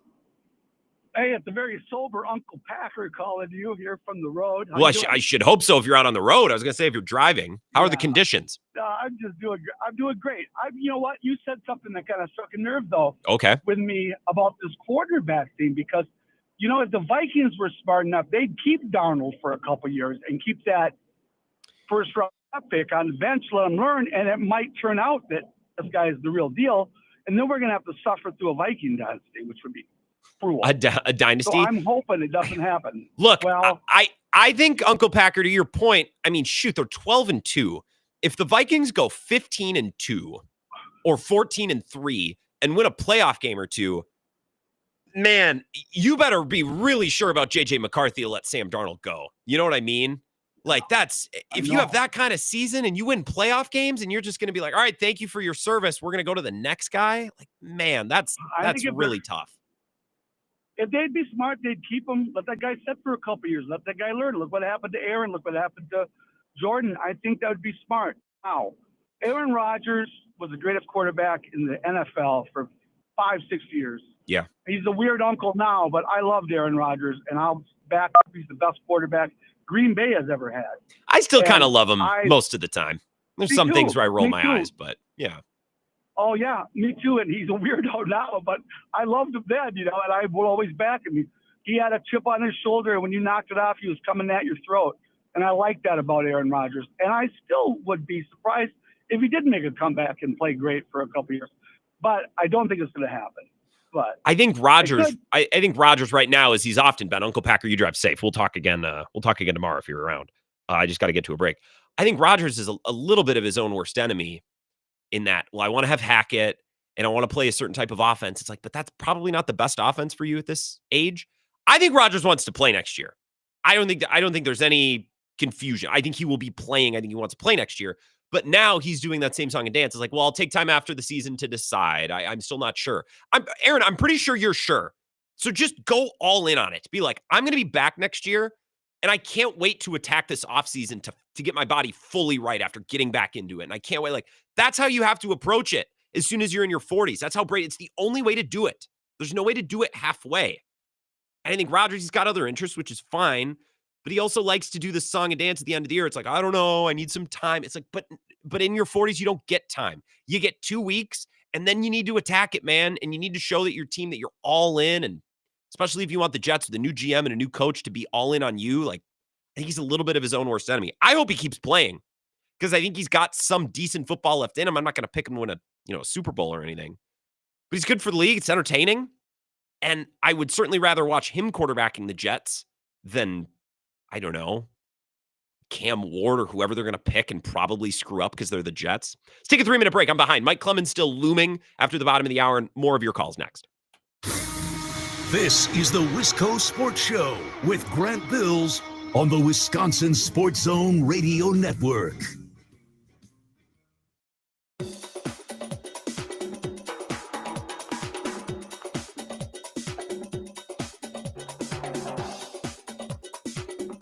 The Wisco Sports Show will resume in 3 minutes.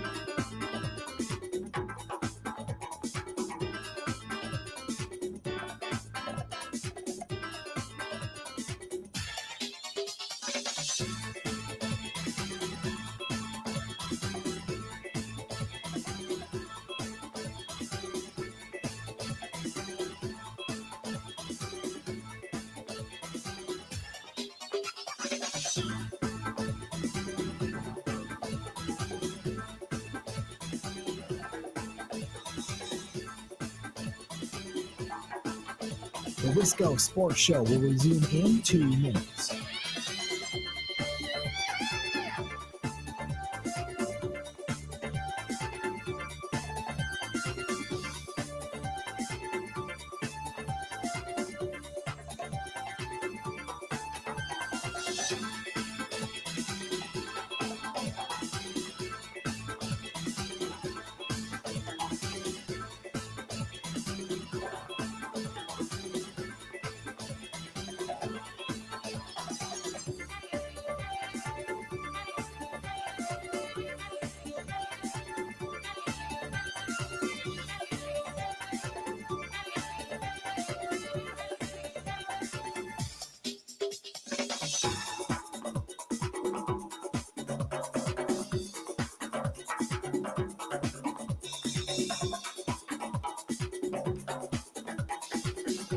The Wisco Sports Show will resume in 1 minute.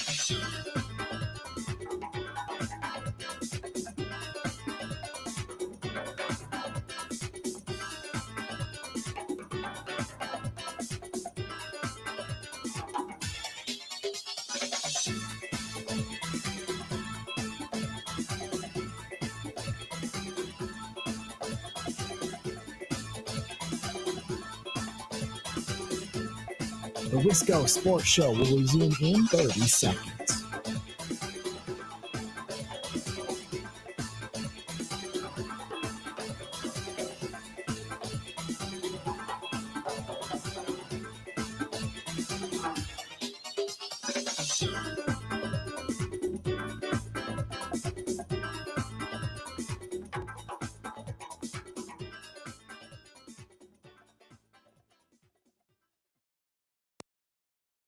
Also, another story today is speculation that Garrett Wilson wants out.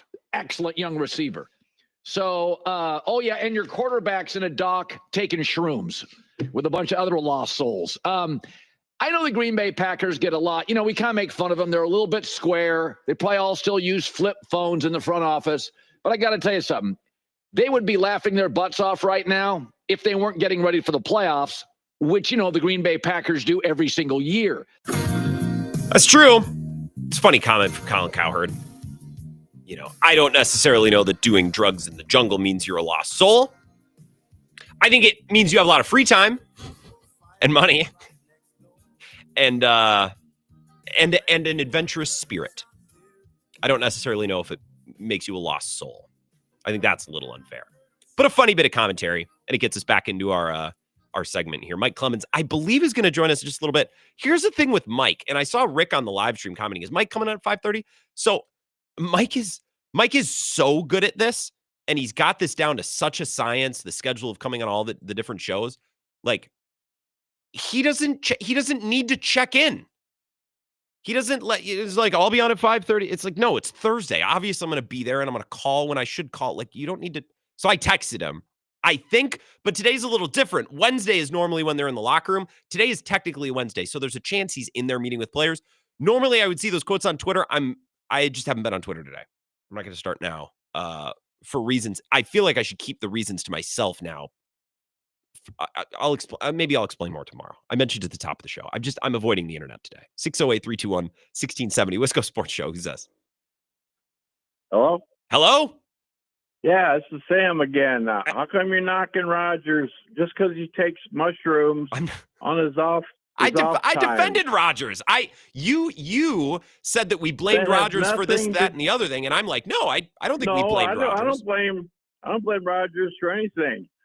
Just because he uses mushrooms on his off time, it has nothing to do with his playing ability or his football playing. I don't think so. And if whoever he's dating, Danica Patrick or whoever, has nothing to do with football.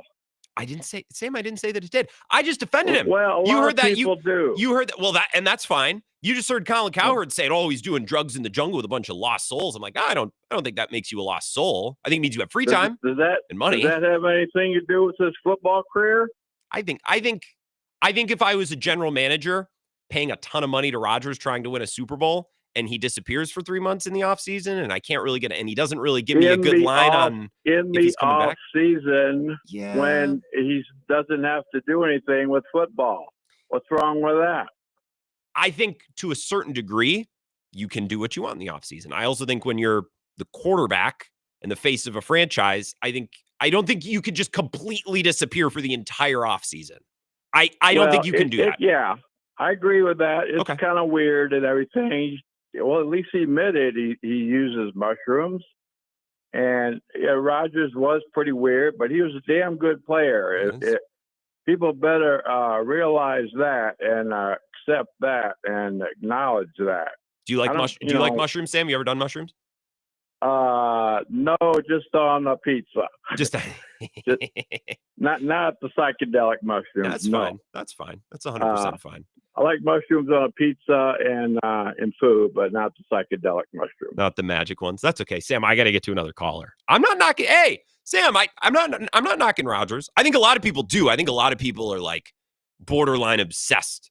Like everything about Rodgers sucks. It's like, well, no, there's some things like, again, you can't disappear for an entire offseason. You could do what you want to a degree in the offseason, but I think part of the reason that the Packers were ready to move on from Rodgers, the same reason they were ready to move on from Favre, is they were no longer winning at the highest level in the postseason. They probably felt like their Super Bowl window with Favre and Rodgers had closed. And it's like, we can't wait around until April every year for you to decide whether or not you want to play. Like, you want to play. But a lot of these quarterbacks, Rodgers and Favre, they're very similar in this way. They needed to turn the offseason into this, production of, well, I'll let you know. I got to take some time to decide. It's like, man, franchises don't like that. You know what I mean? Take 2 weeks. And I understand the offseason is months, but it's like, I don't know. You can't just disappear for 3 months in the offseason, Sam. And I think you know that. And I'm not saying that Rodgers can't do what he wants to some degree in his free time. But as a quarterback and this guy's making all that money, like, you are held to a little bit of a different standard. 608-321-1670. Wisco Sports Show. Who's this? This is Abe in Augusta. Hey, Abe, what's going on? Are you, Abe, have you ever called this show before?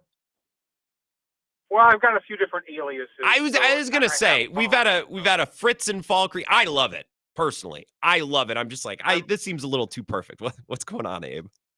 I've got an alliteration fetish. So, I like that. I don't know if that makes me a lost soul or not. Not at all. No, I guess I was wondering here. I think the Vikings, they're kind of a little bit conflicted because I think they'd probably want to keep Darnold for next year, but they kind of seem to be thinking that the rookie contract, the quarterback deal is the way to win championships and that sort of thing. So that poses a question to me. Do you think if the Packers had to do it over again, do you think they would have gotten rid of Rodgers a year earlier to get more of a feel for Jordan Love, or do you think he was not ready to go after that second year and it would have been kind of a train wreck? In hindsight, what do you think the Packers would have done? Well, in hindsight, just talking about the asset of Aaron Rodgers, of course, right? In hindsight, they would have gotten rid of him a year beforehand because the value would have been higher, right? Obviously, that's like saying, hey, I had a stock, it was worth $10. I decided to hold on to it. Then it became worth $7 and I sold it. Obviously, I'd like to look back now and say, well, I should have done this. I think the Jordan Love element was as big of a piece as anything. I think the Packers would have moved on from Rodgers a year or two before they did if they felt awesome about Love. And I just don't think they did. But then Rodgers declined, and it got to the point where it's like, okay, well, we kind of need to play Love if we're ever going to play him. So they just kind of had to the third year after Rodgers kind of fell off and he was banged up. I wonder what the bigger factor was, Abe. You know what I mean? I wonder if it was, wow, Rodgers has been great, we couldn't possibly trade him, or if it was more, we just don't know with Jordan Love yet. We need more time. I don't know what factor weighed more heavily in the timing of all that. Yeah, I kind of find it perplexing that I don't, even with Mark Murphy's comment last year, well, we'll know more halfway in. Mm-hmm. It's kind of odd that you can see a guy in practice every day, and obviously that's not a game, but not really know exactly what you have. And it's kind of and I'm not faulting the Packers at all. It's just interesting to me that you could have a guy in the building and there every day and still kind of have hope, but still be kind of a little bit unsure as well. I'm just kind of that was just a thought that crossed my mind to see if what you thought the Packers would have done. So I think they always liked him. Yeah, have a good night, Abe. I think they always liked him, but you're not talking about just playing him and giving him a try. You're talking about moving on from a guy who just won back-to-back MVPs. So you need to be a little bit more sure than most would in that situation, right? Mike Clemens is going to join us. I just got word. We're going to hear a little bit audio from Matt LaFleur and the Packers locker room earlier this afternoon. So he's going to join us next. It's the Wisco Sports Show. This is the Wisco Sports Show with Grant Bills on the Wisconsin Sports Zone Radio Network.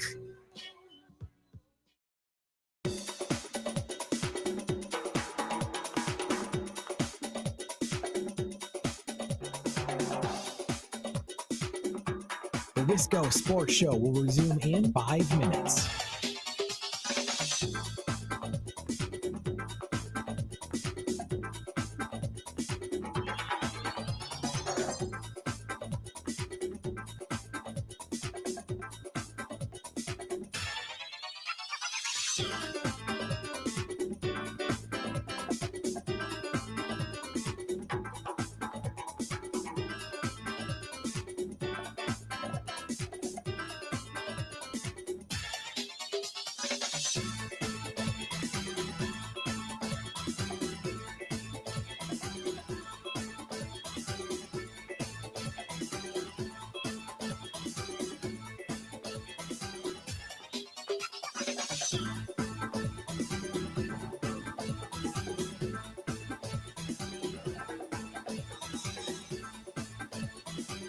The Wisco Sports Show will resume in 4 minutes.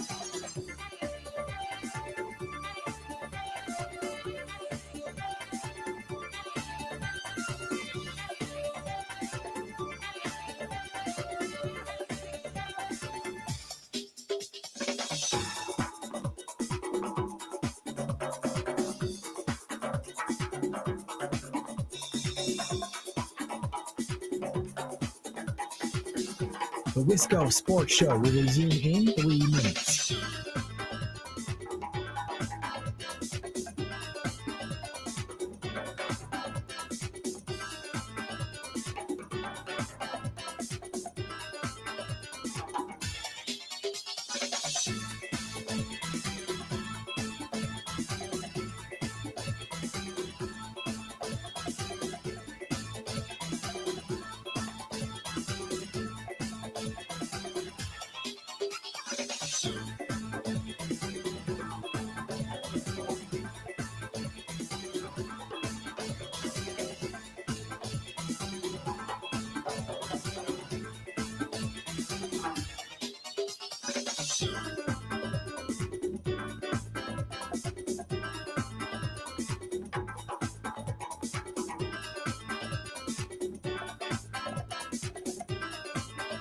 The Wisco Sports Show will resume in 2 minutes.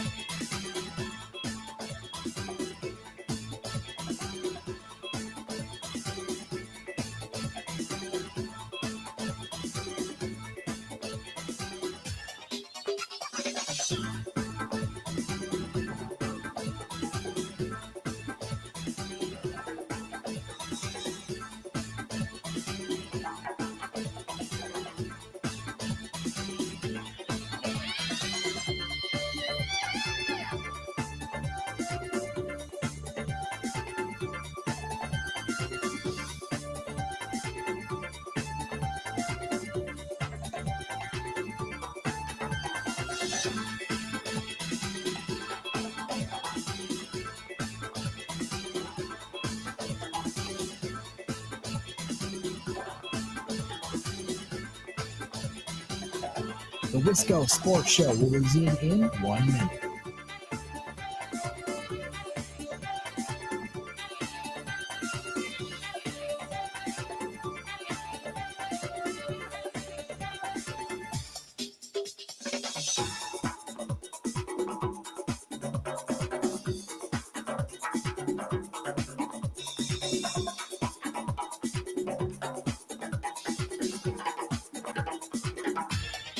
The Wisco Sports Show will resume in 30 seconds.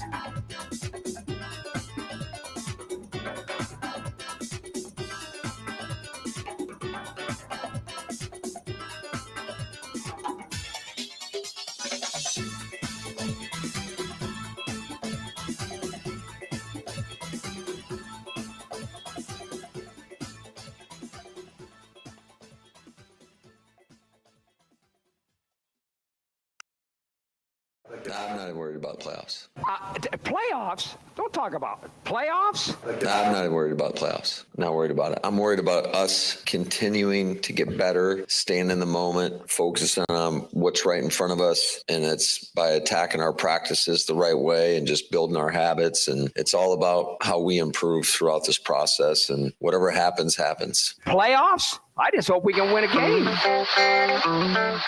Matt LaFleur keeping his eye on the ball. It's from earlier today, and we heard a little bit from Matt LaFleur's presser way back at the beginning of the show. So if you've since turned in, same thing. We can now bring you up to date on what happened in Green Bay earlier today. Mike Clemens is here, thanks to Bay Motel in Green Bay. Quiet, cozy, comfortable, just a mile or so from Lambeau Field. Also an excellent family restaurant. As I saw our friend Ryan Glasspiegel tweeting pictures, the Eggs Benedict. That's how you get ready for a game. And even if you're not going for a game, maybe you're taking a trip up there this winter, or you're going to go do a stadium tour, perfect place to stay. So baymotelgreenbay.com for reservations. Mike, let's start with housekeeping. Injuries. Where do we stand on a couple players who have been in and out? Who's healthy? Well, today practice was held outside as the snow was falling because there's a chance for these kinds of conditions on Monday Night Football. And so LaFleur's like, hey, let's make this to our advantage. Here's what it might be like Monday night. You can't do that down in Louisiana right now as the Saints are getting ready. Jair Alexander, number 23, was out there practicing again. Now, he practiced 2 days last week, then they shut him down on Friday because LaFleur said he just wasn't there. And when asked today, so how do you look today? He goes, yeah, I'm going to look at the tape. So, he's trying to put it off. But I would think that as he continues to rehab this torn PCL, the time you really want him is next week. Yeah. Indoors at US Bank Stadium against Justin Jefferson and that group. Quay Walker, linebacker, he was not present. He injured his ankle, and we were told that he's week to week. So that's going to be a couple of weeks before he comes back. And then Javon Bullard, the safety, he's been out now a couple of weeks with an ankle injury. I saw him walking around inside the Hudson Center, but he didn't even participate in warm-up. So he's probably not going to go this week either. So nothing too crazy surprising. Jair, it just seems like, Mike, that they realize, okay, the season's mostly going to be the bust for the guy, or be a bust for the guy. Let's just see if we can't get him healthy and get one more good stretch of games. And the Saints game, no Olave, no Shaheed. Obviously, every game is difficult to win, but it seems like they've switched their approach with Jair to be, okay, well, let's just see if we can just get one good run out of him at the end when we need him most, and we'll just call everything else a wash. Well, don't forget, MVS is coming to town Monday night. Yeah, that's right. Marquez Valdez-Scantling. That's right. He had a cup of coffee with the Bills, right? Yeah. I forgot he was down with the Saints. I thought he was Chiefs, Bills. Maybe there was another stop in there. A couple of weeks ago, he had 4 catches and a pretty big game. And last week, I think with only just a couple of catches, he was the Saints' lead. Because the Saints have got a revolving door at quarterback right now with Derek Carr done for the season. Taysom Hill torn ACL 2 or 3 weeks ago. So, Spencer Rattler is a 4th round or 5th round pick in this year's draft. The rookie, he's going to get another chance tonight. So got kind of a live arm. But, with Quay Walker out, and here's Edgerrin Cooper, who missed 3 weeks with a hamstring injury, and his first week back against a Seahawks team, he takes out the quarterback. He gets 2 sacks. He gets an interception, a clutch interception, smart interception as he's playing the zone, and 5 tackles and 2 tackles for loss. And he's named NFC Defensive Player of the Week for the second time as a rookie. And so, you start looking at the stats, it's like, and he's out there 57% of the snaps. Why isn't this guy out there every day or for every play? Yeah. And LaFleur's answer was twofold. A, he's just coming off a soft tissue injury. Of course. So, he's going to be on a pitch count. And secondly, so he said, what, I'm supposed to put the green dot helmet on him? He says, that's another step in terms of understanding what the defense is, who's running what. You're the quarterback out there. And, I can see his point. I think what he's trying to say is Cooper's a great athlete. He's got a lot more to learn, and I'm not throwing all that on him right now. So, if it's like, there'll probably be Eric Wilson, who was spotted today coming to practice on a bicycle through the snow, which was pretty cool. That was cool. And it's not like it's not like McDuffie and Eric Wilson have been a mess in limited action. They've both shown that they can play really nice games. And it's not like Edgerrin Cooper's playing 20% of the snaps, Mike. He's playing 60. And that'll probably go up a little bit as they get more confident in his health the next couple of weeks. So I think some of the playing time stuff that's been talked about on Twitter and kind of in the Packers sphere, I think it's been a little overblown. But I like that Matt LaFleur was asked about it today. It was nice to hear his commentary on that, because I like when the things that Packers fans are talking about, Mike, and I think Cooper's playing time is definitely one. I like when that reaches a press conference and we actually get answers and we get information about things like that. Yeah, and LaFleur was a pretty good press conference today. It was 17 minutes. Yeah. Most of these things are in the league are 5 minutes, 9 minutes, 10 minutes. But LaFleur took questions. And so in this game, Sunday night against Seattle, you had such a great first half. You win the coin toss, and you elect to receive. And then Keyshawn Nixon gets it out there like a 37-yard return. And then you just give that ball to Josh Jacobs, dump off passes, running game, start beating down the Seahawks defensive line. And, Josh Jacobs gets the ball 9 out of 10 times. We were just talking to Ben Shermans, the running back coach, like, is this guy taking a beating? He says, no, he's kind of built for it. That's not the problem. We talk about other technique things. So LaFleur was asked, hey, lately you've been electing to receive instead of defer. So are there analytics involved in that decision? The only analytic is right here, right in the gut. All right. Yes. It's a gut thing based on my gut. Whenever I ask our guys, especially the offensive players, they're like, they want the ball. You try to feel how convicted they are. And when you feel like it's the same as your gut, you go with it. When do you typically make that decision? Right before kickoff. Oh, yeah. Yeah. Because I usually don't think about it till right before kickoff, if I'm being honest. I mean, you do it in like pregame in that time. So, but yeah, that's relatively close to kickoff. It's not like I'm sitting here today making that decision. Is the conventional wisdom for that, though, that you can potentially manage the clock late in the second quarter so you can? I mean, there's two sides to it. Obviously, if you get the ball, you go down and score. Now you got a lead. If you get the ball, you don't score. Now it's potential to get doubled up is how the correct vernacular, if I said that right. And so you got to be mindful of that. And I think, not to reference last game, but I know for me, I made the mistake of, I don't want to give these guys the ball back for them to give them a chance to double up. And so made some bad decisions there. You know what I love about this, Mike, is I think that there's so much data and there's so many smart people working in sports. I think of Eric Eager, who's one of my favorite people, and now he's working with the Panthers. He's worked in this space for a long time, studying trends and studying numbers. And I love that we have that information, and I love that there are smart people figuring out, this is probably the right thing to do in this situation. But I love Matt LaFleur's answer here, because I don't want to feel like sports are solved, right? I don't want to feel like there's never any space to, well, maybe this or maybe that is the correct thing to do. And I kind of like that this Packers team has defied the trend a little bit the last few years. They seem to play better when they get the ball first, and that's fun. That's a little bit against the grain, and I think that's fun. Matt LaFleur sounding like he's got a little Dan Campbell in him today. A little bit. By the way we talked to him. The other thing is that a couple of weeks ago, off to the side, we were talking to LaFleur about this, and he said, truthfully, the analytics are like there's a difference of 2%. Of course, yeah. So, it's almost a coin toss in itself. Your defense still needs to get a stop, and your offense still needs to execute. It might just need to happen at a different spot in the game. It's one of the plays I thought was tremendous was Jordan Love with his back to the end zone, and then somebody jumps off sides on the Seahawks defensive line. Josh Myers, the center, quickly snaps the ball. Jordan Love's not got the ball in his hands. Free play. Refs haven't stopped it yet. There's Tucker Kraft, alert, downfield about, 25, 30 yards, and, looking and giving his quarterback a target. Love throws the ball right over the middle. Tucker Kraft gets it. So instead of, 5 yards or something, they get a 25, 30-yard gain out of it. It was as if Aaron Rodgers was still in a Packer jersey, and I thought it was a beautiful play. But before that, there was this great question asked about. There's this Aaron Rodgers documentary on Netflix that we talked about a couple of weeks ago. Mm-hmm. And I told you guys, I was told that actually this crew had come and talked to LaFleur last May. And so there's a tweet out that says, if you've seen this thing yet, Matt LaFleur claims that in 1992, Ted Thompson was a scout for Ron Wolf and said, boy, you got to get this Brett Favre guy from the Falcons. And then in 2005, Ted Thompson is now the GM, and there's Aaron Rodgers on the board. We got to draft this quarterback while we can, even though we have Brett Favre. And then in 2020, whatever, Ted Thompson's still looking at tape and consulting Goody and say, boy, you should get that Jordan Love kid out of Utah State. And LaFleur was asked, did you really say that?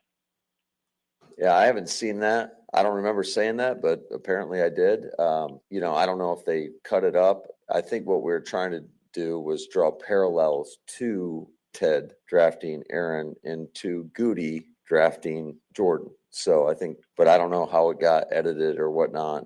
But Ted Thompson had nothing to do with the drafting of Jordan Love. I think there was some lessons learned, him doing what he did when he drafted Aaron. And I think you see it all across the league. You better have a quarterback. Otherwise, life can be very, very difficult. And Goody obviously made a great decision, one that does take courage, because in the moment, you're going to get a lot of flack for it. And it was the case however many years ago when Aaron was drafted. It was the case, was it 5 years ago now when Jordan got drafted? So it takes courage in that moment. But by no means was I trying to reference that Ted was the reason that we drafted Jordan. When I see Jordan Love take advantage of a free play and get a ball to crack the other night, how much of that was watching Aaron do that and things that you work on with this team? Yeah, I would say that was a big part of it.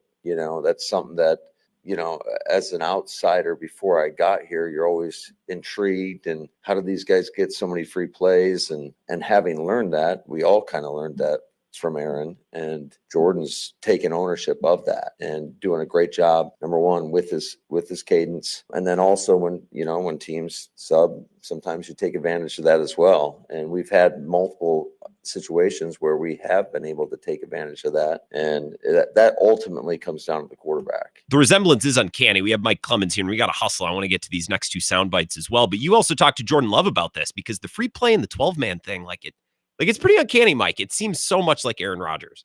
Yeah, and I'll tell you what I'm going to do. I'm going to skip ahead from 3. Sure. And just say, when I asked Jordan Love, he says, absolutely.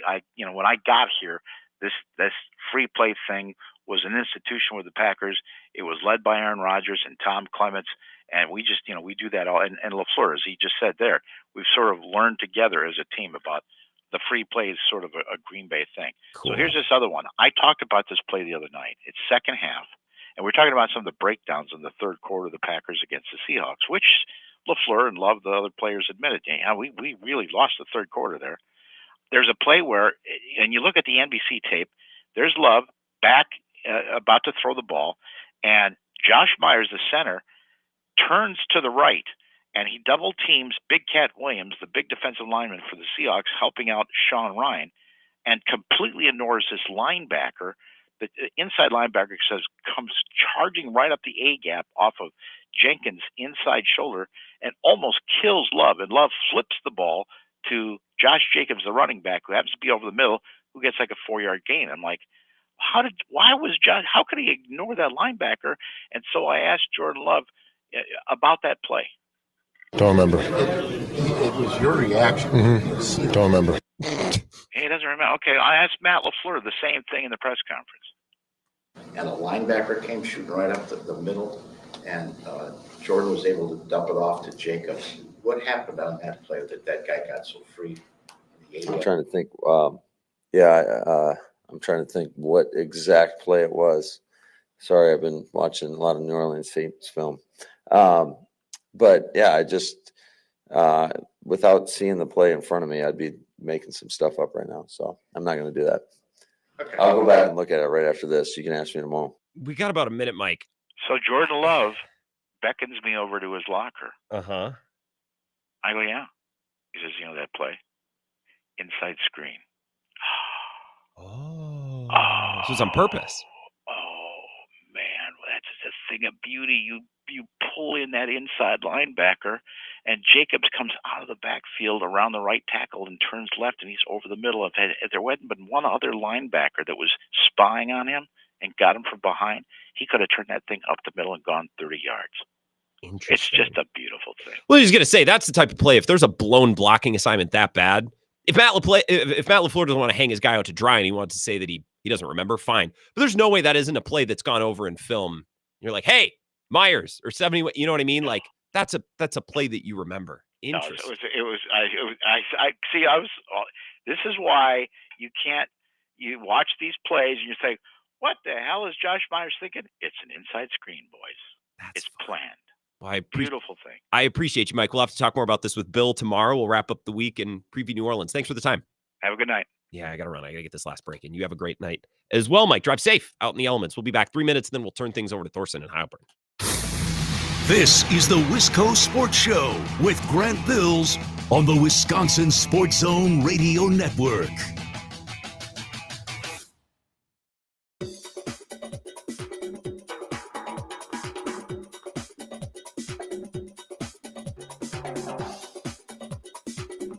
The Wisco Sports Show will resume in 3 minutes.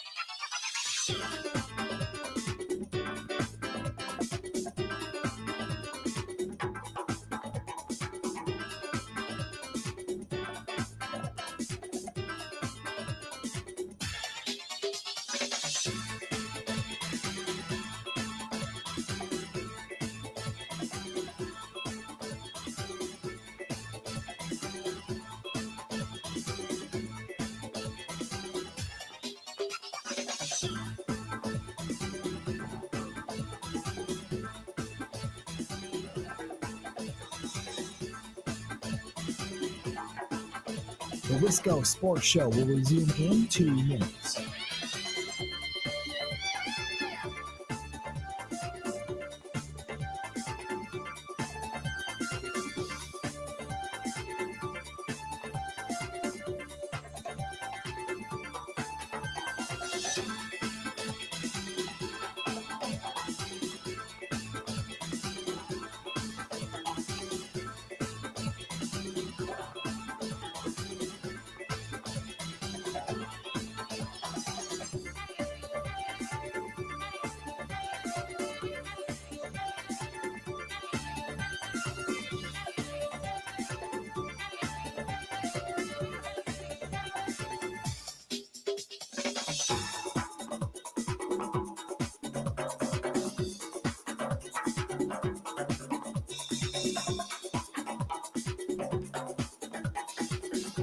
The Wisco Sports Show will resume in 1 minute.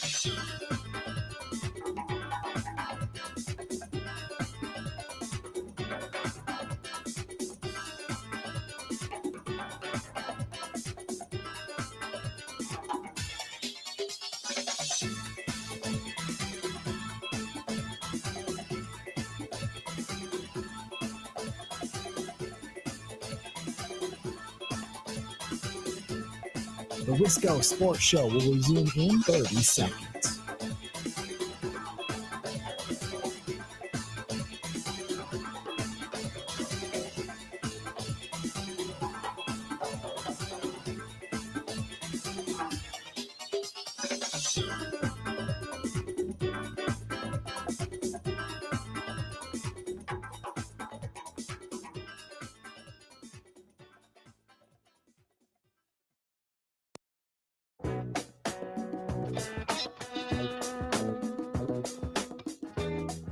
We got a minute or so left. The Wisco Sports Show. Thorson and Heilbronn coming up. They'll be live at Monks in Sun Prairie.